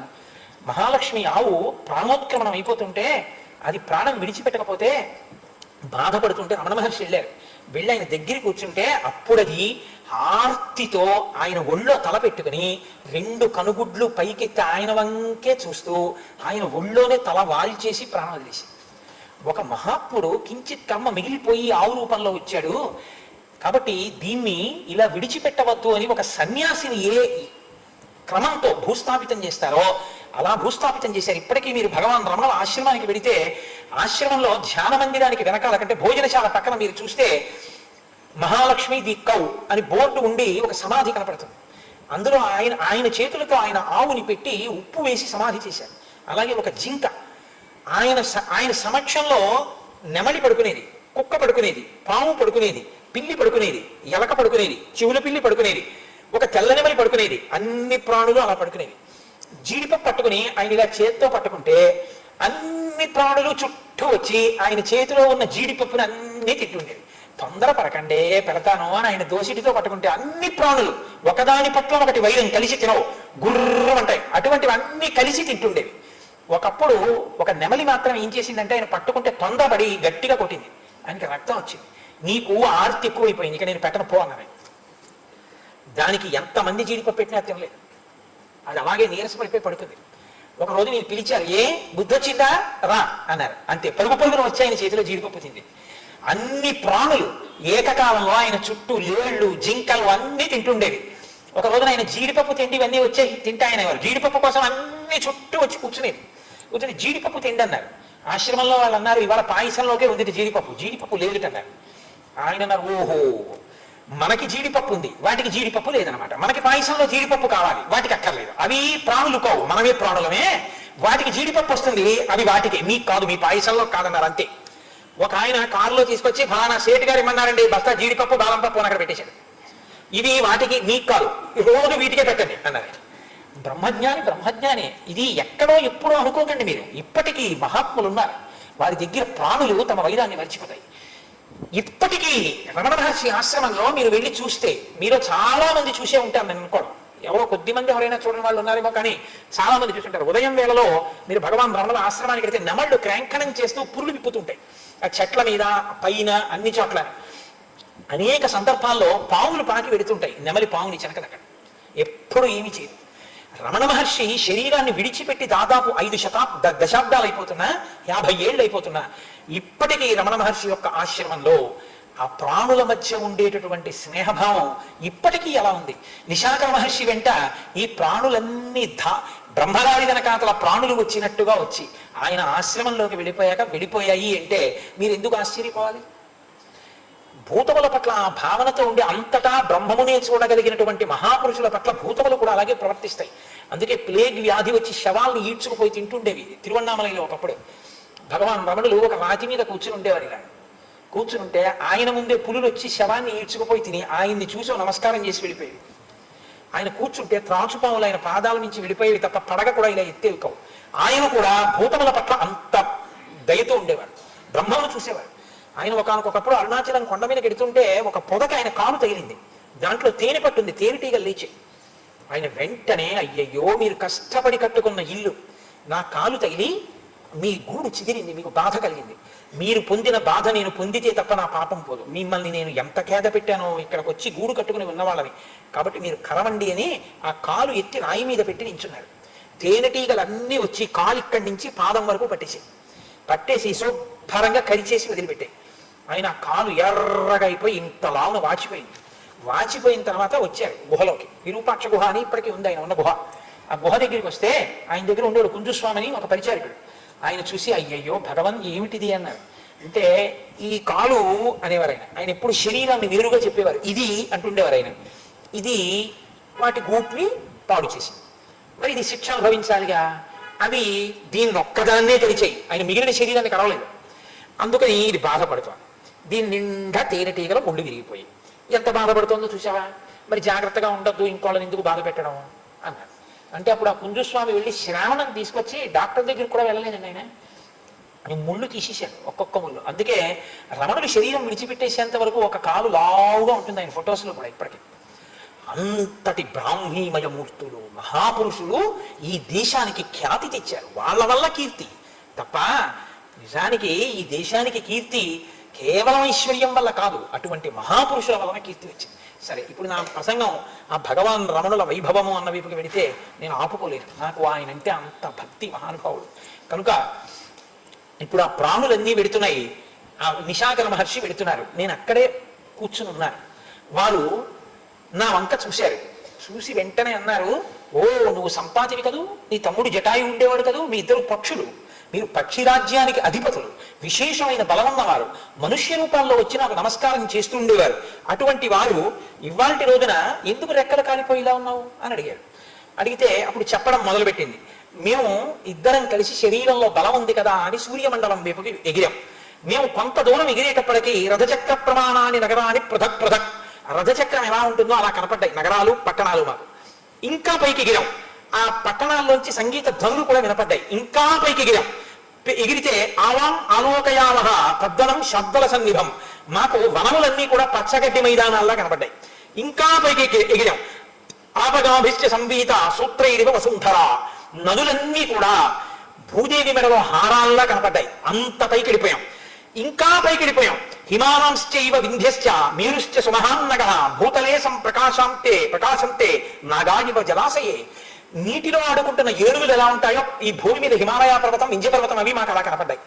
ఇంకా పైకి ఎగిరిపోయాం, కానీ ఈలోగా మాకు ఇక దిక్కులు కానీ భూమి కానీ ఏమీ కనపడలేదు. అప్పుడు భయం వేసింది, ఒక్కసారిగా తల తిప్పి పైకి చూసాం. యత్నేన మహతా భూయో రవి సమవలోకిత తుల్య పృథ్వీ ప్రమాణేన భాస్కర ప్రతిపాతినవు, భూమి ఎంత ఉంటుందో అంత సూర్యమండలం కనపడింది. మేము సూర్యమండలానికి దగ్గరయ్యాం. ఈలోగా ఆ వేడికి జటాయువు యొక్క రెక్కలు కాలిపోబోతున్నాయి. నేను నా రెక్కలు ఆచ్ఛాదించాను, జటాయువు రక్షింపబడ్డాడు, నా రెక్కలు కాలిపోయి ఇదిగో ఇక్కడ పడిపోయాను, ఇప్పుడు నేను మీ దగ్గరికి వచ్చాను అని. అంటే నిశాకర మహర్షి అన్నారు, పక్షౌచతే ప్రపక్షౌచ పునరన్యో భవిష్యత ప్రాణాశ్చ చక్షుషీ చైవ విక్రమశ్చ బలంచితే, నువ్వేం బెంగ పెట్టుకోకు, నీ రెక్కలు చిన్న రెక్కలు కూడా నీకు మళ్ళీ పుడతాయి. ఎందుకంటే తెగిన రెక్క మళ్ళీ ఏమైనా కలపచ్చేమో, కానీ కాలిపోయిన రెక్క మళ్ళీ పుట్టదు కదండి. పైగా రెక్క పుట్టిన రెక్క లోపల చిన్న రెక్క ఉంటుంది, మళ్ళీ రెక్క చిన్న రెక్క కూడా పుడుతుంది. నీ కంటి బలం అలాగే ఉంటుంది. నీకు యవ్వనంలో ఎంత బలం ఉందో అంత బలం వస్తుంది. ఎందుకు వస్తుందో తెలుసా? అన్నాళ్ళు ఉండగలిగినంత ఓపిక నాకు లేదు, కానీ ఇంకా ఈ శరీరంతో అన్నాళ్ళు ఉండే ఓపిక నాకు లేదు. బా కొంతమంది వైరాగ్య సంపత్తి అలా ఉంటుందండి. చంద్రశేఖర భారతీ స్వామి ఉండలేకపోయారు ఇంకా శరీరంతో. ఉండలేక మహానుభావుడు మహాలయ అమావాస్య నాటి ముందు రోజు రాత్రి అదే పనిగా అధిష్టానాలకి ప్రదక్షిణాలు చేసి చేసి చేసి చేసి కాలభైరవుడి దేవాలయానికి వెళ్ళి పెద్దగా శ్లోకాలు చదివి అక్కడ ఉన్నటువంటి సహాయకుడిని పిలిచి అమూల్యమైన గ్రంథాలు ఈ పుస్తకాలు మళ్ళీ దొరకమంటే దొరికేవి కావు, వీటిని చాలా జాగ్రత్తగా భద్రం చెయ్యి అని చెప్పి తెల్లవారుజామున మహాలయ అమావాస్య నాడు మాత్రమే సన్యాసి ఇంకా పూర్తి వైరాగ్యం వస్తే శరీరాన్ని అవ్వచ్చు నీటిలో. కాబట్టి ఆధర్మం కూడా సుందరకాండలో వస్తుంది. కాబట్టి ఆ మాట చెప్పకుండా బయట వాన పడుతోంది, వేడి నీళ్లు పెడతాను స్నానం చేయండి అన్నాడు పరిచారికుడు. కాదు కాదు, చన్నీళ్లే చేస్తాను, ఈ శరీరం గురించి వెంపర్లాడడం సన్యసించిన నాడే మానేశాను, ఇది ఉంటే ఎంత ఊడిపోతే ఎంత ధర్మం వదలన్నారు. వెనక పరిచారికుడు వచ్చారు, స్నానానికి వెళ్ళారు. తుంగా నదిలో స్నానం చేసి లేచి బట్ట పిడుస్తున్నాడు ఆయన, ఈయన బట్ట మారుస్తున్నాడు. పరిచారికుడు అనుకున్నాడు పైకి వచ్చారు కదా బట్ట మార్చుకుంటున్నారని కొంచెం ముందుకి 2-3 అడుగులు వేశారు, అంతే ధబ్బని చప్పుడు వచ్చింది. మహానుభావుడు ఒక్క దూకు నీటిలోకి దూకేశారు, అంతే. ఆ వేగానికి విడిపోయింది శరీరం. చిత్రం ఏమిటో తెలుసా అండి, నీరు మింగి భయంతో బలవన్మరణం కాదు, ఆయన ఎటువంటి తేజస్సుతో ఊర్ధ్వముఖ చలనం చేసి పంచభూతాల్లోకి తన ప్రాణాన్ని కలిపి మోక్షస్థితిని అనుభవించారో ఆ శరీరాన్ని పట్టుకుని తీసుకొస్తే అభినవ విద్యా భారతీ తీర్థస్వామి వారి గురువు గారు అప్పటికి అభినవ విద్యాతీర్థస్వామి, ఆ స్వామి వారు చంద్రశేఖర భారతీ స్వామి వారికి శిష్యులు. ఆయన అప్పటికి శారదా నవరాత్రులు వచ్చేస్తున్నాయి, ఏర్పాట్లు చూస్తున్నారు. ఆయన శారదాదేవుడికి గబగబా తుంగానదిని దాటి యువతలకు వచ్చి ఆ శరీరాన్ని నీళ్లు మింగారేమో అని చూశారు, చుక్క నీరు మింగలేదు ఆయన. పైగా చిన్ముద్ర పట్టి ఉన్నారు, చిన్ముద్ర పట్టి తేజోమూర్తి అయి శరీరం విడిచిపెట్టారు. మహాత్ములు శరీరాన్ని అలా విడిచిపెడతారు. కాబట్టి నీకు యవ్వనంలో ఎంత బలం ఉంటుందో అంత బలం వస్తుంది. కానీ కొన్ని సంవత్సరముల తర్వాత, ఇంచుమించు కొన్ని 100 సంవత్సరాల తర్వాత దశరథ మహారాజు గారిని ఒక ఆయన పుడతాడు. ఆయన కడుపున శ్రీ మహావిష్ణువు రావణ సంహారానికి రామావతారంగా వస్తారు, ఒక నరుడిగా వస్తాడు. ఆయన ఈ ప్రాంతానికి వెళ్ళవలసిన అవసరం వస్తుంది. ఆయన భార్య సీతమ్మ జాడ కనిపెట్టడానికి కొన్ని వానరములు ఇలా వెళతాయి. వెళ్ళినప్పుడు వాటికి నువ్వు మాట సాయం చెయ్యాలి, అందుకని నువ్వు ఇలాగే ఉండు, ఎలాగో రెక్కలేవుగా ఎక్కడికి వెళ్ళక నువ్వు కూర్చో, వాళ్ళే వస్తారని చెప్పారు. నీవు వాళ్ళకి రామకార్యం మీద వెడుతున్న వాళ్ళకి మాట సాయం చేసిన ఉత్తర క్షణంలో నీ రెక్కలు నీకు వస్తాయని నాకు వరమిచ్చారు. అప్పుడే నాకు మహర్షి ఒక రహస్యాన్ని చెప్పారు. ఆయన భార్య సీతమ్మని రావణుడు అపహరించి తీసుకుని వెళతాడు. ఆ తల్లి రావణుడి ఇంట వండిన అన్నపు ముద్ద కూడా తినదు. అప్పుడు దేవేంద్రుడు పరమాన్నాన్ని పట్టుకెళ్ళి తల్లికి ఇస్తాడు.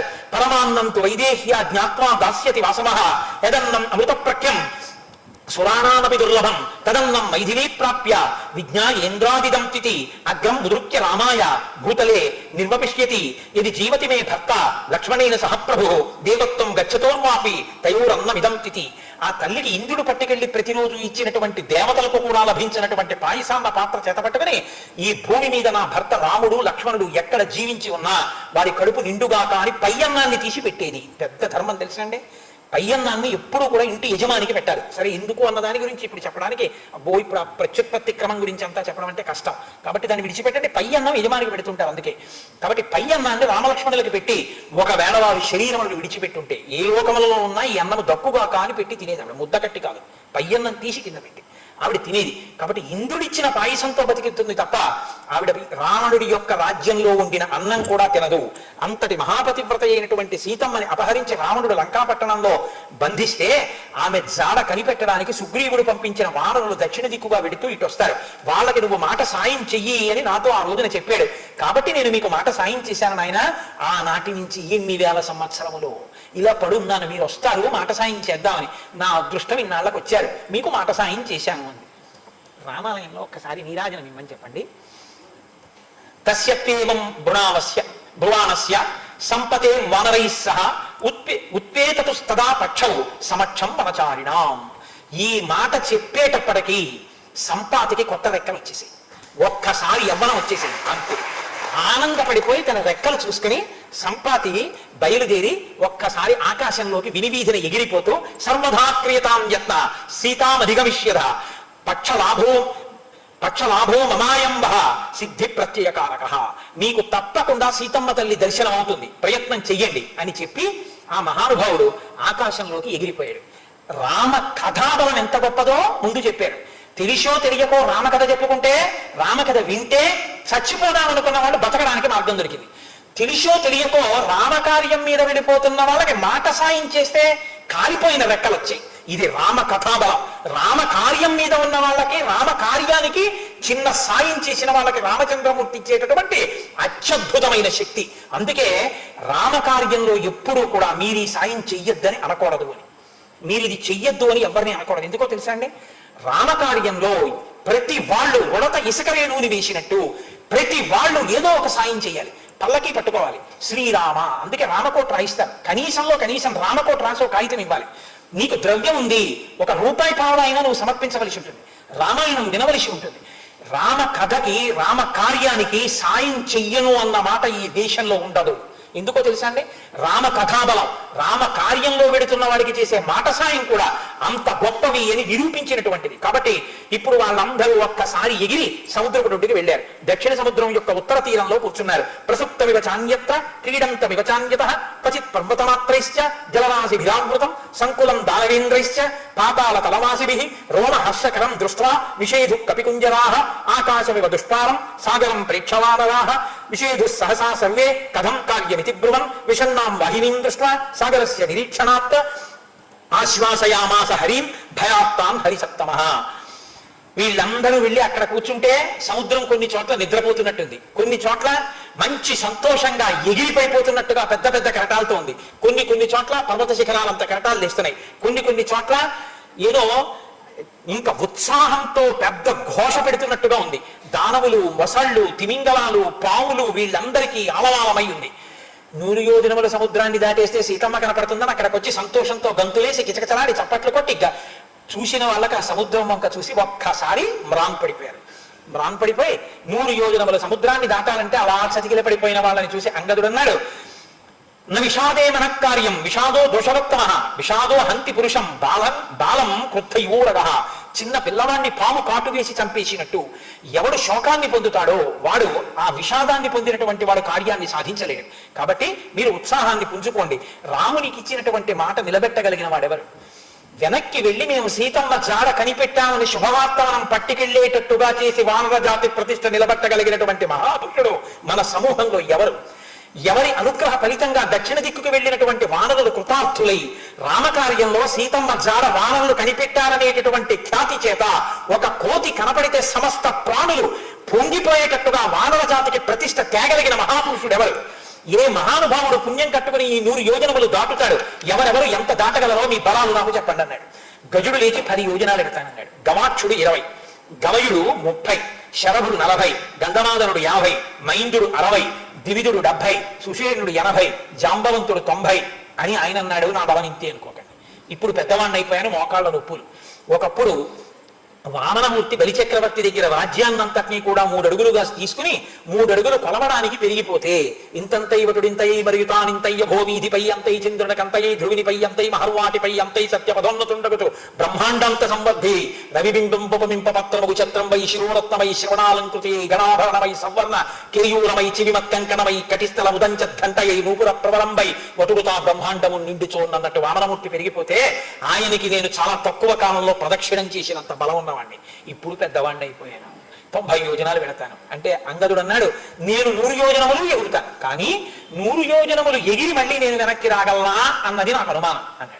అంటే జాంబవంతుడు అన్నాడు, నహి ప్రేషయితా తాత స్వామి ప్రేష్య కథంచన భవతాయం జన సర్వ ప్రేష్య ప్రవగసత్తమ భవాన్ కలత్రం అస్మాకం స్వామి భావే వ్యవస్థిత స్వామి కలత్రం సైన్యస్య గతిరేషా పరంతప తస్మాత్ కలత్రవత్తాత ప్రతిపాల్య సదా భవాన్ మూలేహి సతి సిద్ధ్యంతి గుణాః పుష్ప ఫలోదయాః. నాయన, రాజనేటటువంటి వాడు సైన్యాన్ని కార్యం మీద పంపించి తాను నిర్వహించాలి తప్ప రాజు వెడితే మిగిలిన వాళ్ళందరూ ఇక్కడ కూర్చుంటే అది అసహ్యంగా ఉంటుంది. అధికారి పనిచేసుకుంటుంటే గుమాస్తాలందరికీ అభిదైనట్టు ఉంటుంది. కాబట్టి రాజు కూర్చోవాలి, పర్యవేక్షించాలి, భటులు పని మీద వెళ్ళాలి. అంతేకాని నువ్వు వెడితే మేము ఇక్కడ కూర్చోవడం ఏంటి? నువ్వు అననకూడదు, మేము నిన్ను పంపించనకూడదు. కాబట్టి అసలు మూలం ఉంటే కదా ఫలాలు పుష్పాలు వచ్చేటటువంటిది. కాబట్టి నువ్వు మూలం వంటి వాడివి, నిన్ను మేము రక్షించుకోవాలి. కాబట్టి ఇప్పుడు ఎవరు వెళతారు మరి? 10 వెళ్ళినా 20 వెళ్ళినా 30 వెళ్ళినా 40 వెళ్ళినా 70 వెళ్ళినా 90 వెళ్ళినా సముద్రంలోనే పడతాడు కదండి. సముద్రం 100 యోజనాలు అయినప్పుడు 100 యోజనములు దాటి వెళ్ళిన వాడే వెళతాడు. వెళ్ళి తెలియని వాడు, ఉపయోగం లేనివాడు. అంగడికి వెళతాను కానీ వస్తానో రానో అన్నాను అన్నాడు. కాబట్టి ఇప్పుడు వెళ్ళగలిగిన వాడు అన్నవాడు, నేను ఉన్నానన్నవాడు, అందులో చెయ్యెత్తినవాడు ఎవడు లేడు.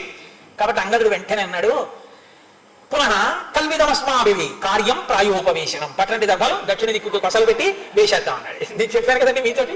ఎందుకని అంటే ఎవడు వెళ్ళేవాళ్ళు లేడు, సముద్రం ఇంత వెనక్కి వెడితే సుగ్రీవుడు చంపేస్తాడు, వెళ్ళే మార్గమా కనపట్టలేదు, ఎందుకు వెళ్ళడం, చచ్చిపోతాం, పరిచేయండి దర్భలు మళ్ళీ పడుకుంటానన్నాడు. మాట్లాడితే చిన్నది దొరికింది, పొంగిపోయాడు, పరిగెత్తుకొచ్చాడు, గంతులు వేశాడు, ఆటలు ఆడాడు, పాటలు పాడాడు, ఇన్ని చేశాడు.